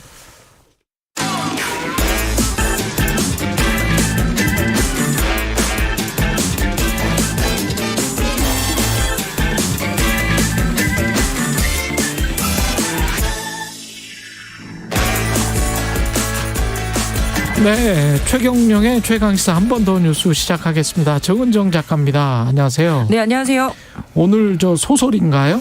네, 오늘 소설이네요. 예, 오늘 그래도 오랜만에 비 소식이 있지 않아요? 예, 지금 오다 보니까 비가 몇 방울씩 떨어지더라고요. 다행이죠. 예, 근데 요 근래 이렇게 11월 날씨 맞나 싶을 정도로 굉장히 덥고 지금 KBS 정원에 철쭉이 피어 있더라고요. 철쭉이? 네, 예. 계절이 뒤죽박죽이 됐는데 네. 예, 근데 아무래도 지금 49년 만에 남부 지역의 최악의 가뭄 소식 오늘 전해야 될 것 같습니다. 이 아무래도 중부지방의 수도권 살다 보면 지역의 가뭄 소식에는 조금 무덤덤해지게 됐는데요. 기상청에 따르면 10월 29일 기준으로 전남 지역의 최근 1개월 강수량이 23.8mm.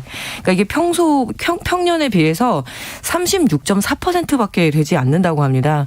그러니까 10월 들어서 11월까지 비가 거의 한 번도 오지 않은 셈인데 이는 1973년 기상 관측을 한 이래, 그러니까 49년째인데 그때 관측한 이래 최악의 가뭄 상황이라고 합니다. 그래서 저희가 이렇게 학교에서 배울 때 분명히 이 남해안 지역부터 해서 지리산 일대를 다우 지역, 비 많이 오는 지역으로 배웠었거든요. 그렇죠.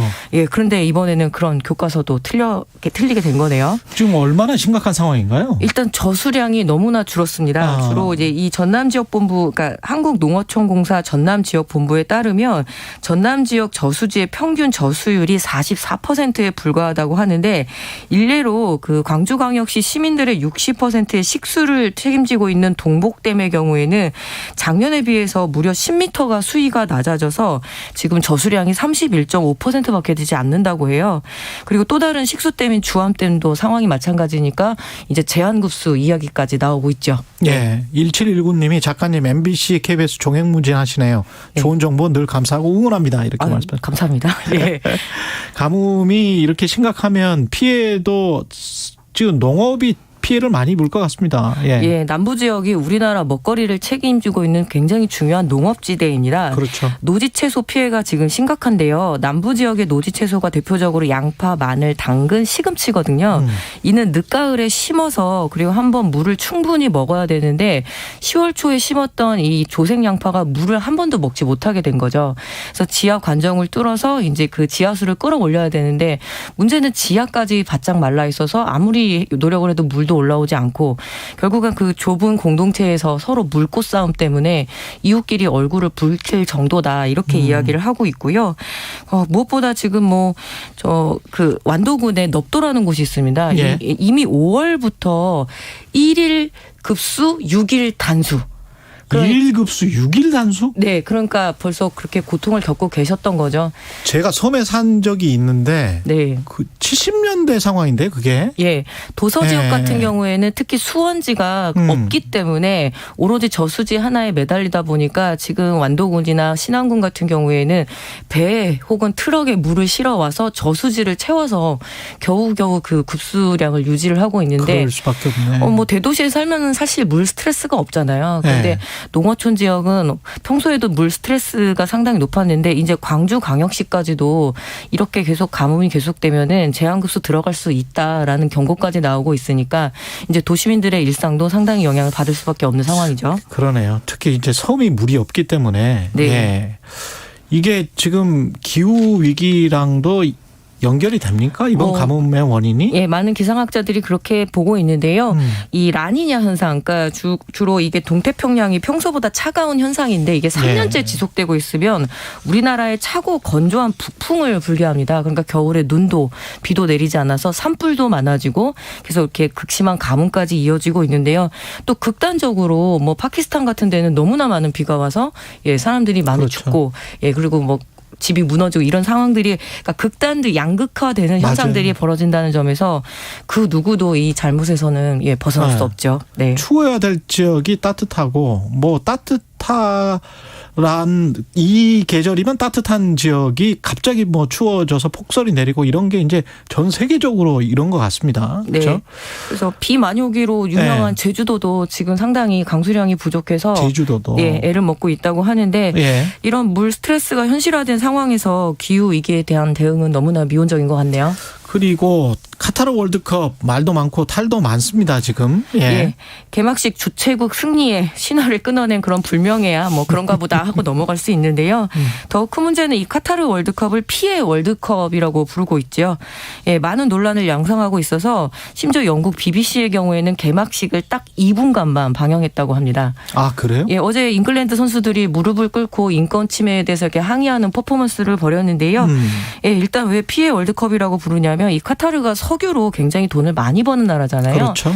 근데 인구는 300만 명이 채 되지 않은 작은 나라이기도 합니다. 예. 그래서 이런 대형 스포츠 이벤트를 치르기 위해서 이 경기장부터 인프라 구축을 할 때 결국에는 뭐 인근에 그 인도나 네팔, 방글라데시의 그 이주 노동자들이 맞아요. 와서 네. 지었는데 6,700명 이상이 이 과정에서 사망했다는 보도가 나오게 되면서 피해 월드컵이다라는 이름이 붙어버린 거죠. 그래서 뭐 이게 수천 명의 노동자를 내몬 배경이 아주 뜨거운 이 사막 기후에서 굉장히 무리한 작업을, 그러니까 공기를 맞춘다고 하잖아요. 그렇죠. 예, 그렇게 되면서 벌어진 일인 거고, 그래서 근무 시간은 원래 최대 8시간이고 주 6일째여야 하는데 이것들이 거의 지켜지지가 않았다라는 것이 이제 증언으로 나왔었고요. 그래서 이에 유럽의 축구 팬들이 카타르 월드컵을 보이콧하자. 특히 독일, 뭐 축구에 살고 축구에 죽는 나라 아닙니까? 그런데 이 도르트문트 팬들이 이 2022년 카타르 월드컵 보이콧하자라는 현수막을 내걸 정도로 이 인권 침해에 대한 논란이 상당히 심각한 월드컵이라는 그런 암이 있네요. 예. 근데 뭐 이번에 특별히 나온 이야기는 아니고요. 지금 한 2, 3년 전부터 계속 노동자 사망 소식, 카타르 월드컵과 관련된 이주 노동자 사망 소식은 계속 나왔었습니다. 근데 6,700명 이제까지 총 집계가 그렇군요. 제가 한 3년 전에 봤을 때가 3,000명 정도 그랬거든요. 그러니까 뭐 그동안에 계속 죽었다는 이야기네요. 예, 카타르 정부에서는 3명 사망했다라고 이렇게 아니에요. 이야기를 하는데 그건 아니다라는 거니까 너무 명확관화하고요. 그리고 이뿐만이 아닙니다. 그래서 지금 이 겨울에 그 개최를 하다 보니까 선수들이 충분히 휴식을 취하지 못하고 준비 기간이 평균 31일이었는데 이번엔 7일밖에 되지 않았다고 해요. 그렇죠. 그래서 부상의 위험과 그리고 최상의 컨디션이 아니기 때문에 축구 팬들도 그 전 세계 스타들이 모여 있는데 최상의 컨디션에 최상의 어떤 그 경기를 보고 싶은데 그런 면에서도 굉장히 문제가 많았고 결국에는 이 모든 비난이 피파로 가고 있습니다. 알겠습니다. 예. 여기까지 듣겠습니다. 한 번 더 뉴스 정은정 작가였습니다. 고맙습니다. 예, 감사합니다.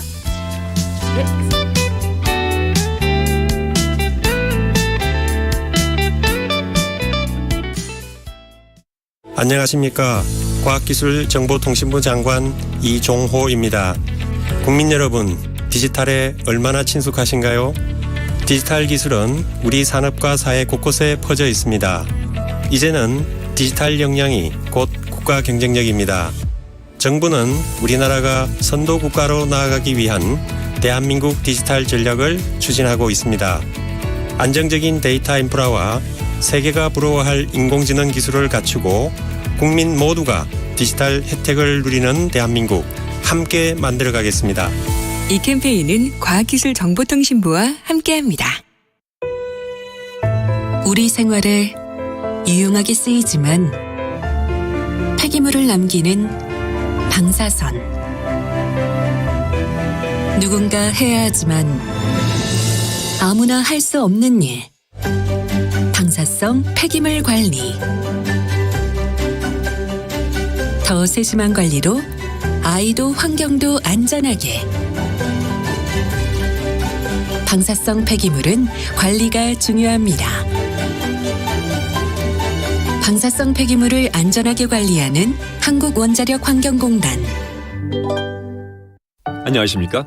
ESG를 실천하는 K-워터 캠페인 배우 최재원입니다. 여러분, 산간마을 슈바이처라고 들어본 적 있나요? 10년 넘게 소형왕댐에서 방문 진료를 펼치는 의사 선생님 이야기인데요. 아프면 병원에 가는 게 당연하지만 도와줄 사람이 없어서, 차가 없어서 수많은 없음을 이유로 진료를 못 받는 분들이 많다고 합니다. ESG가 향하는 곳은 함께 사는 세상입니다. 이웃을 살피는 선한 발걸음이 많아질수록 세상이 더 좋아지지 않을까요? 낮은 곳으로 흐르는 물처럼 한국수자원공사가 ESG 경영으로 언제나 여러분과 함께 하겠습니다. 잠시 후 8시 반부터 일부 지역국에서는 해당 지역 방송을 보내드립니다.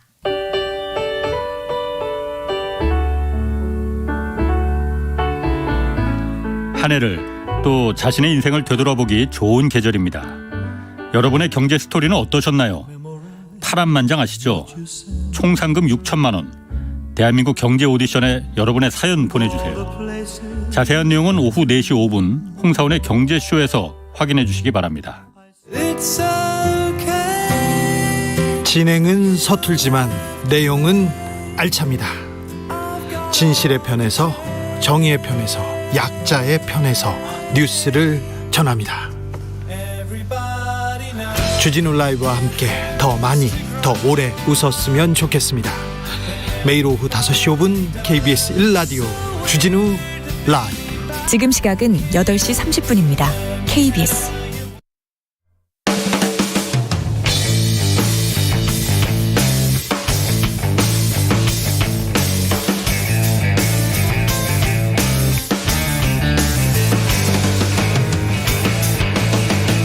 최경영의 최강 시사. 네, 오늘은 우리가 사는 서울 이야기를 해보겠습니다. 우리가 매일 출퇴근하는 이 길, 우리가 사는 이곳에 역사가 숨겨져 있는데요. 그 이야기를 책에 담았습니다. 아주 특별하신 분 모셨습니다. 나의 문화유산 답사기 서울편으로 다시 돌아오신 분입니다. 유홍준 명지대학교 석좌교수 나오셨습니다. 안녕하세요. 네, 안녕하세요. 예. 제가 아까 이제 그 온에어 되기 전에 말씀을 좀 나누다가 보니까 93년에 나의 문화유산 답사기가 첫 권이 나왔죠. 그때 제가 대학 때였었는데 기자 생활한 지 26년 됐는데 이 나의 문화유산 답사기는 29년 30년 됐더라고요.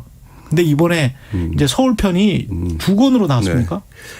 서울편의 앞에 그 경복궁에서부터 종묘로 해서 조선시대 그 이야기들이 2권을 냈어요.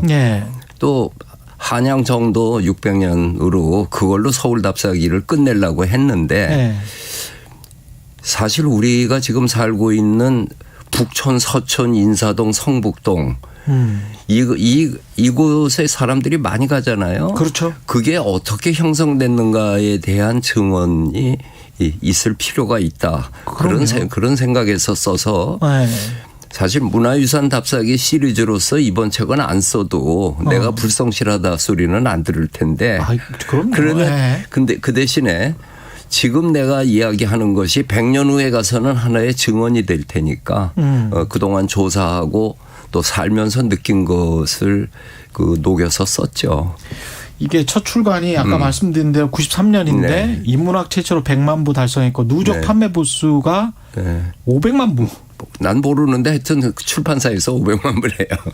아니 모르실 수가 없는 게 인쇄가 엄청 오셨을 거 아니에요. 왔을 것 같기 때문에 한 번에 들어오는 게 아니라 끊어서 들어오니까 그렇죠. 내가 뭐 맨날 덧셈할 수도 없고. 와. 인쇄도 엄청날 것 같은데요. 네, 인쇄보다도 그 광주 비엔날레 내가 커미셔너였는데 미국인 커미셔너가 근데 그때 처음 인상적이었어요. 사람들한테 내가 밀리언셀러 작가라고 소개를 하니까 한국의 인구가 몇 명인데 5천만 명인데 5천만 명이 어떻게 밀리언셀러가 나올 수 있냐요.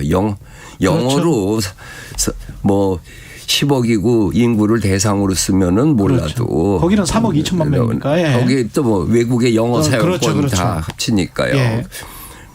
그래서 확실히 우리 국민들이 민도가 높다고 얘기를 해야 되는 거 아닌가 하는 거가 있고 그다음에는 시대의 요구인데 이런 책이 나오기를 세상이 기다렸던 거 아닌가 싶어요. 그 30년 동안의 답사기를 다 이렇게 다니시면서 쓴 거 아니에요? 그렇죠. 네. 이런 정도로 긴 시간 동안 계속 쓸 거라고는 예상은 처음에는 처음에 3권 쓰고 그만 쓰려고 이제 그만 쓰겠다. 나도 충전을 하고 내 본업에 충실해서 미술사 책을 쓴다. 그리고선 갔죠. 갔다가 또 문화재청장까지 지내고 그랬잖아요. 그리고 다시 들어오는데 그 빠진 지역의 요구가 굉장히 많았어요. 이를테면 제주도, 충청북도 이런 데 하나도 안 썼거든요. 그렇죠. 네, 그래서 그걸 쓰다 보니까 내 고향 서울 이야기를 빼놓을 수가 없어서 지난 5년 전에 2권 내고 이번에 2권 내서 서울편이 4권으로 완간했습니다. 원래 내 고향 서울 이야기 네. 지금 고향이 서울이시죠? 그렇죠. 서울 청국민학교를 나오고 중고대학교를 다 종로구 창성동 130번지에서 다녔어요. 그 청국민학교면 이제 네. 서촌 그렇죠. 바로 넘어죠. 그때, 네. 네. 서촌은 지금 많이 변했죠. 변했어도 사람이 살고 있잖아요. 네. 그리고 서촌에 뭐 중요한 유적이 있는 것이 아니고 뭐 본래 있었던 양반가들이 일제강점기 되면서 다 분할돼 가지고 사람들이 사는데 이 1930년 넘어가면은 일제강점기예요. 한양 도성안의 인구가 12만 명이었는데 12만밖에 안 돼. 도성 안에. 그런데 그때 일본인 숫자가 3만 명이 넘었어요. 그리고 막 들어오기 시작했어요. 여기 오면 뜯어먹을 게 많으니까. 예. 그래서 주택난이 일어나요. 그래가지고 총독부에서 했던 조치가 택지를 도성 바깥으로 택지를 분양하는데 예. 제일 좋았던 그들이 했던 성공한 정책이 미아리, 이태원, 노고산에 있는 공동묘지를 망우리 공동묘지로 이장을 시키고 그 자리를 택지로 개발한 거였어요. 그랬군요. 네. 망우리 공동묘지가 그러니까 그렇게 1934년에 개장돼요, 망우리가. 예. 네. 그리고 이 사람들이 일본 사람하고 이렇게 섞여 살기 싫어하잖아요. 당연히 그랬겠죠. 근데 일본 사람들은 되도록이면 도심으로 올라오고 그랬잖아요. 이때 성북동에는 북촌에는 정세권이라고 하는 주택업자, 예. 어떤 면에서는 건축가죠. 건축왕이에요. 이분이 도시형 개량 한옥을 만들어요. 설계를 해서 그것도 신문에 공고를 내서 입찰해 가지고 예. 한옥이 터가 넓잖아요. 예. 이거를 30평 단위에서 근대식 삶으로서 적합한 것을 만든 게 가해동 31번지예요. 그리고 익선동하고 그래서 거긴 집과 집이 완전히 붙었잖아요. 담장 없이. 예. 이래서 도시형 그 한옥을 보급을 한 것이 북촌의 전설을 나온 거고 서촌만 해도 적산 가옥이 많아요. 그렇군요. 나도 창성동 130번지가 네. 적산 가옥 2층 집이었어요. 일본인이 살던 다다미방 있는. 근데 아까 지금 네. 도성이라고 말씀하시는 그 도성은 어느 정도의 울타리입니까? 전부 18.2km죠. 4대문 안. 4대문 안이군요. 네. 그러면 우리 지금 25개구는 대부분 도성 안에 없는 거. 그렇죠. 거기 종로구하고 중구뿐이 없죠. 종로구하고 중구 정도가 지금의 옛날 도성이었고 나머지는 다 그렇죠. 그러니까 이제 양반이 아닌 사람들이 살던 곳입니까? 그렇게 되면 양반도 바깥에 살기는 하는데 성북동의 경우는 거기가 본래 그린벨트였습니다. 한양도성을 쌓을 적에 성저 심리라고 해서 성 바깥의 심리는 자연 그대로 놔뒀어요. 그랬다가 농지가 부족하니까 답심리 쪽에서부터 농지로 들어오고 그 뒤는 이제 되게 산이잖아요. 무학제도 그렇고. 그랬다가 성북동이 30년대부터 택지로 개발하는,데 거기는 이태준의 수연삼방에서 만해 한용운의 시무장, 근원 김용준의 노시삼방 전부 문인들이 거기 와서 살았어요. 그래서 성북동은 우리 근대문학의 산실입니다. 그렇게 된 거군요. 그런데 지금은 재벌 분들이 많이. 성북동이 세 가지가 있는데 재벌들 사는 데는 70년에 삼청터널이 터널로 개통되면서 거기에 택지가 개발된 게 지금 얘기하는 꽝의 바다 쪽에 있는 대사관하고 재벌들 집이고 가운데 성북천을 따라서 났던 본래 주거지는 내가 얘기했던 근대문학인들의 거리고 성 밑에 있는 북정동이라는 데는 우리나라 서울에 남은 마지막 달동네예요. 여기가 함경도에서 피난 온 사람들이 천막 치고 살았던 곳이에요. 그 택시 기사 분들이 자주 가는 그 쌍다리 쌍다리 집 있는 돼지갈비. 곳. 거기가 성북동의 다운타운이고 바로 예. 그 옆이 수연산방이에요. 아. 그 쌍다리에 다리 하나는 없어졌죠. 아, 그렇게 되는 거군요, 이게. 네. 직접 이렇게 다 답사를 지금도 다니시면 체력적으로도 좀 힘드시지 않습니까? 즐겁게 다니죠. 그리고 내가 안 가서 못 다가서 못 쓴 거는 없는데 네.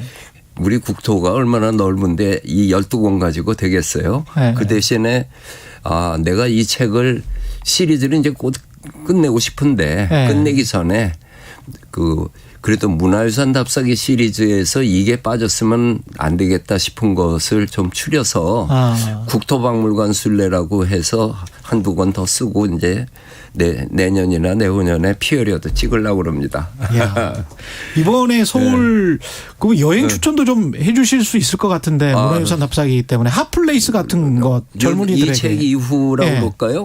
망우리 공동묘지가 핫플릿됐죠. 망우리 공동묘지가 아니고 예. 망우 역사문화공원으로 바뀌었거든요. 그걸 사람들이 모르는 거예요. 그러네. 예. 다시 설명하면 예. 주변에 있는 미아리 공동묘지까지 합쳐서 만들었잖아요. 예. 50만 평에다가 거기 이제 해서 들어온 게 공동묘지는 저 보장 기간이 있는데 38년입니다. 40년이 안 돼요. 예. 40년 되면은 자기가 파가든지 맞아요, 화장하든지 맞아요. 이렇게 예. 하는 거예요. 예. 그래서 74년에 만장이 됐어요. 끝났어요. 그 다음부터는 화장하고 이장만 허가하고 들어오질 못하고 나니까 예. 지금 현재는 7,000기만 남았어요. 예. 앞으로 더 빠질 거죠. 그런 중에 중요한 역사 인물의 무덤은 망우리 저 중량구에서 지금은 중량구에서 보존 관리하는데 예. 거기에 목마와 숙녀의 박인환, 예. 이중섭, 화가 이인성, 권진교, 만해 한용운, 위창 오세창, 소파 방정환 와. 거기에다가 설산 장덕수, 죽산 조봉환 무덤이 있어요. 그래서 이게 그 길을 한 바퀴 돌면은 공동묘지가 아니고 그냥 우리 자연 야산이에요. 예. 야산으로 환원된 곳곳에 역사 인물들 거기 차중락 묘소도 있고 예. 또 지석영 선생도 있는 중에 슬픈 게 유관순 열사의 혼이 거기 있습니다. 그러니까요. 예. 이태원에 있었는데 이태원을 망우리로 옮기면서 연고 있는 사람 찾아가라고 했는데 유관순 열사는 자식이 있을 리 없죠. 예. 부모님은 아운의 장터 때 돌아가셨죠. 아. 그러니까 28,000개의 무연고 묘가 한꺼번에 화장된 속에 한 줌의 재로 해서 망우리에 와 있어요. 슬퍼요.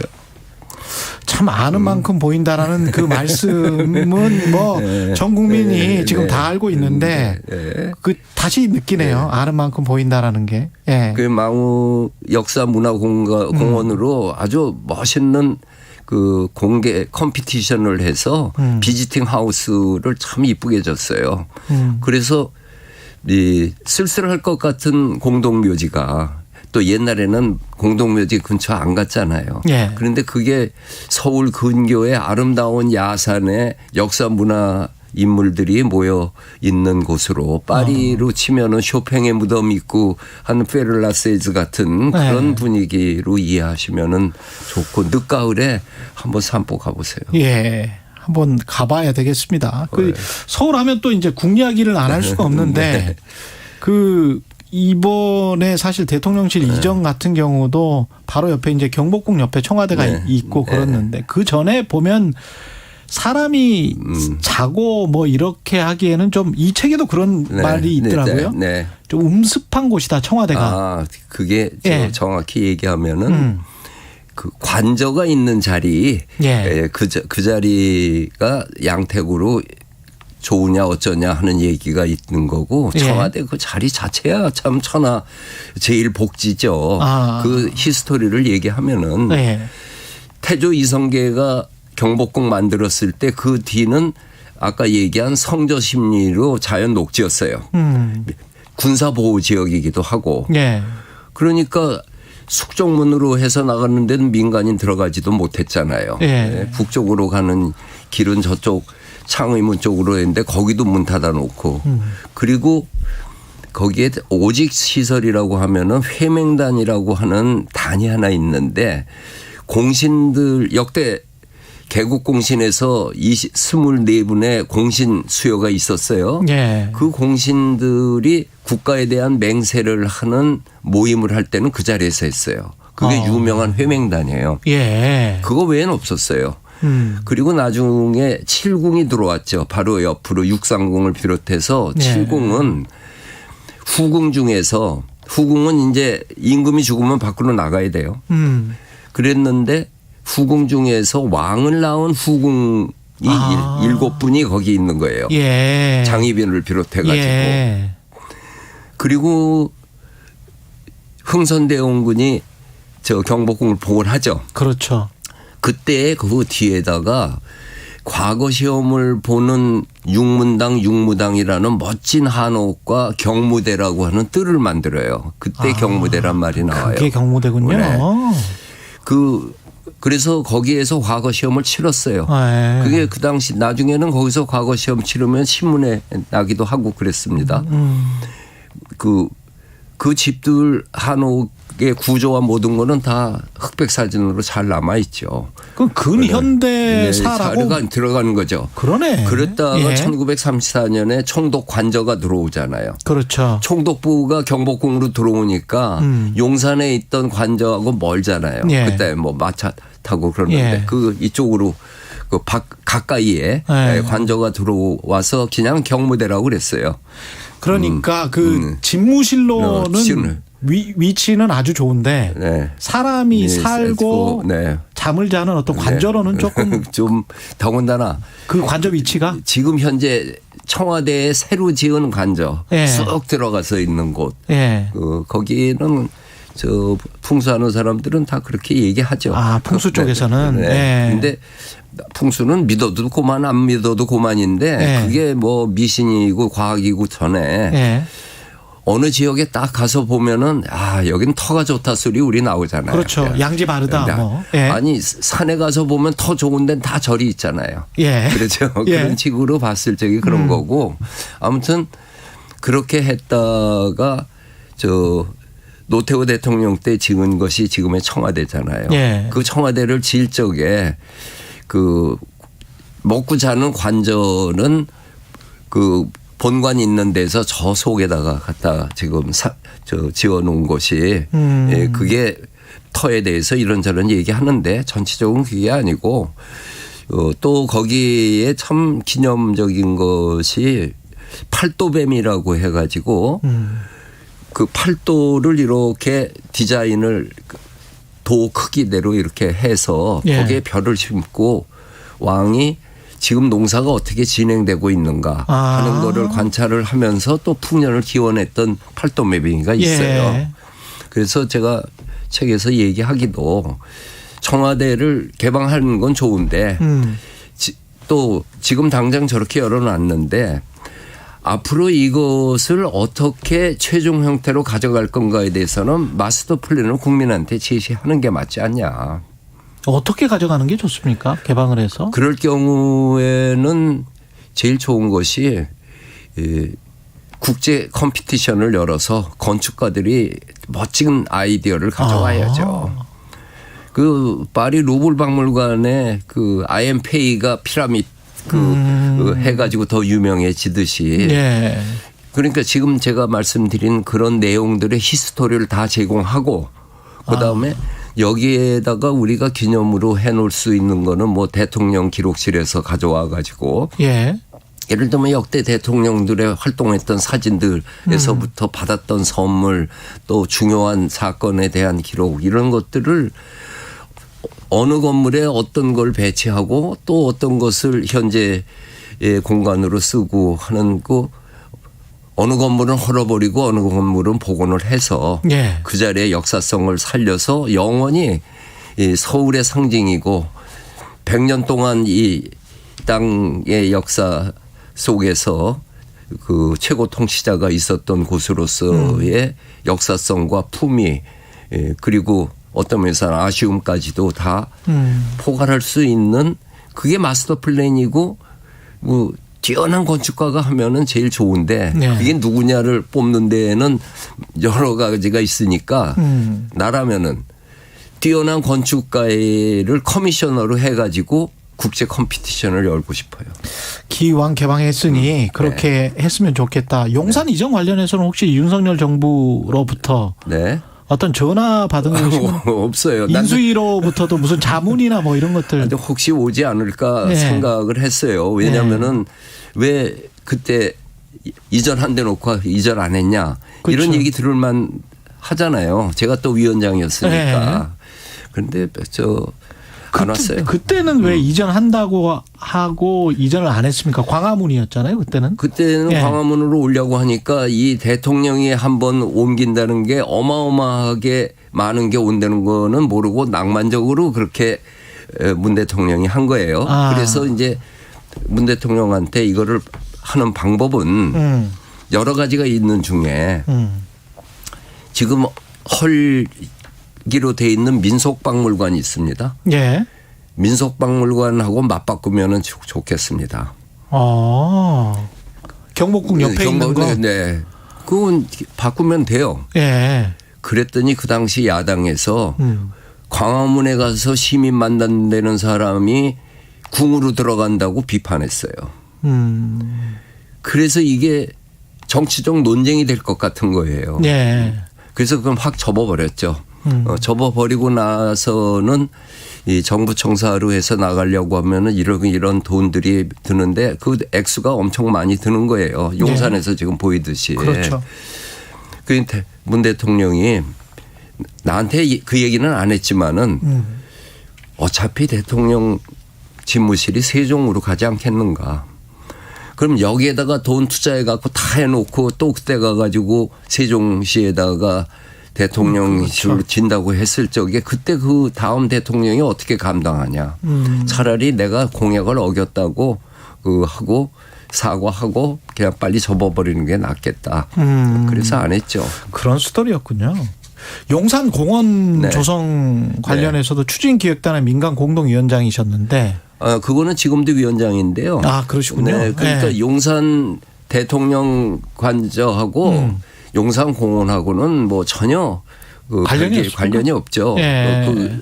그 속으로 들어와 있지도 않고 용산 공원은 미군 기지를 반환받은 게 100만 평이잖아요. 예. 근데 이게 한꺼번에 받았으면 좋겠는데 한꺼번에 받는 게 아니라 찔끔찔끔 받는 그렇죠. 거예요. 예. 그것도 2027년에 다 반납받기로 했어요. 평택으로 갔잖아요. 예. 그중에 가지 않은 것이 지금 남아있는 게 약 한 10% 됩니다. 그리고 이번에 그 스포츠 필드를 비롯해 가지고 또 받아요.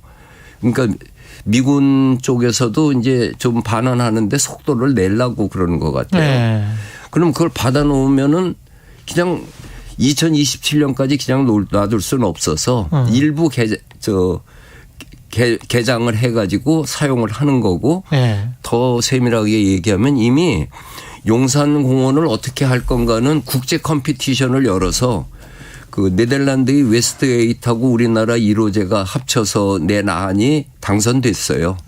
그래서 그것에 대한 이제 실시 설계로 들어가야 되는데 그게 실시 설계 들어가려고 그러면은 또 토지 조사도 하고 뭐 해야 되는데 미군이 아직 방을 빼주지 않으니까. 예. 그래서 일부 확정된 것만 내놓은 거가 장교 숙소 있는 곳에 우리가 받은 곳을 지금은 오픈해 있는 상태고 내년에는 일부 좀 넓은 터로 공원으로 산책할 수 있게 할 그런 계획을 우린 갖고 있습니다. 지금 청와대를 국민에게 내어주겠다고 하면서 네. 개방을 했는데 네. 혹시 개방된 이후에 가보셨습니까? 안 갔어요. 네, 갔다가는 뭐 나보고 어떻게 생각하냐고 사람들이 물어볼 것 같아가지고. 그거 여쭤보려고 그랬는데 개방 자체는 지금 이런 상황에서 해도 상관없다라고 보세요. 네. 지금 뭐 망가질 거야 없지 않겠습니까? 망가질 거야 없다. 그냥 잘 갖고 있으면은 난 다음 대통령이 어떻게 할런지도 또 좀 궁금해요. 예. 그 자리를 그대로 인수받을지.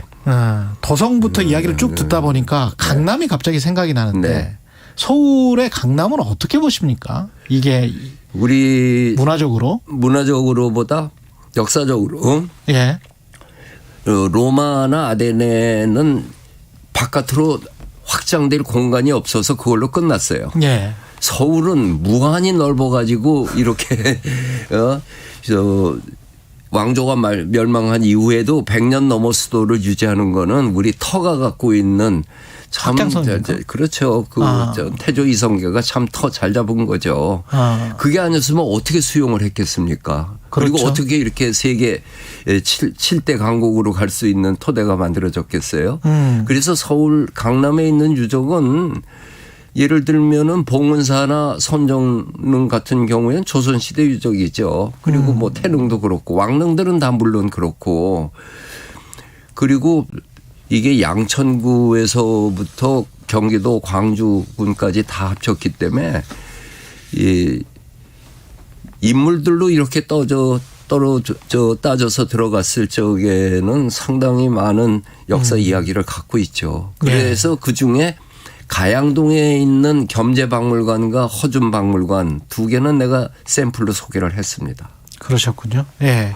지금 뭐 문자들이 많이 와 있습니다. 네. 박형근님은 최근 몇 달 동안의 잡음과 소음이 씻겨나가는 느낌입니다. 네. 감사합니다. 이렇게 말씀하셨고요. 정선화님은 25년 전 대학 때부터 읽기 시작해서 지금까지 읽고 있어요. 2415님은 작가님 우리나라 유배지 답사기도 써주세요라고 말씀하셨네요. 좀 아시는 분이네 이분도. 네, 그렇죠. 예. 강진이 유배지로 시작했으니까요. 예. 이상숙님도 이용주님 존경합니다. 건강하세요 이렇게 말씀하셨습니다. 그 내년이 이제 30주년이고 네. 나의 문화유산 답사기 특별히 계획하시는 여행이 또 있으세요? 이 여행보다도 글 쓸 계획인데요. 예. 아까 말씀드린 대로 빠진 데를 국토박물관 순례로 해서 쫙 어디까지 쓰든 쓸 건데 이번에는 지역으로 쓰는 게 아니라 시대로 쓰려고 그래요. 시대로. 구석기 시대, 신석기 시대, 청동기 시대, 원삼국 시대 가장 대표적인 유적지들을 쭉 찾아가서 구석기 시대는 전공리 유적지, 신석기 시대는 울주방구대 그렇게 해서 맨 마지막에 독도로 왜 독도가 우리에게 중요하고 이렇게 독도 답사기로 해서 이 시리즈 30년을 끝맺으려고 그럽니다. 마지막 시리즈는 독도랍니다. 예. 의미가 있습니다. 예. 유홍준 명지대학교 석좌 교수였습니다. 고맙습니다. 감사합니다. 예. 11월 22일 화요일 KBS 1라디오 최경영의 최강시사였고요. 저는 KBS 최경영 기자였습니다. 내일 아침 7시 20분에 다시 돌아오겠습니다. 고맙습니다.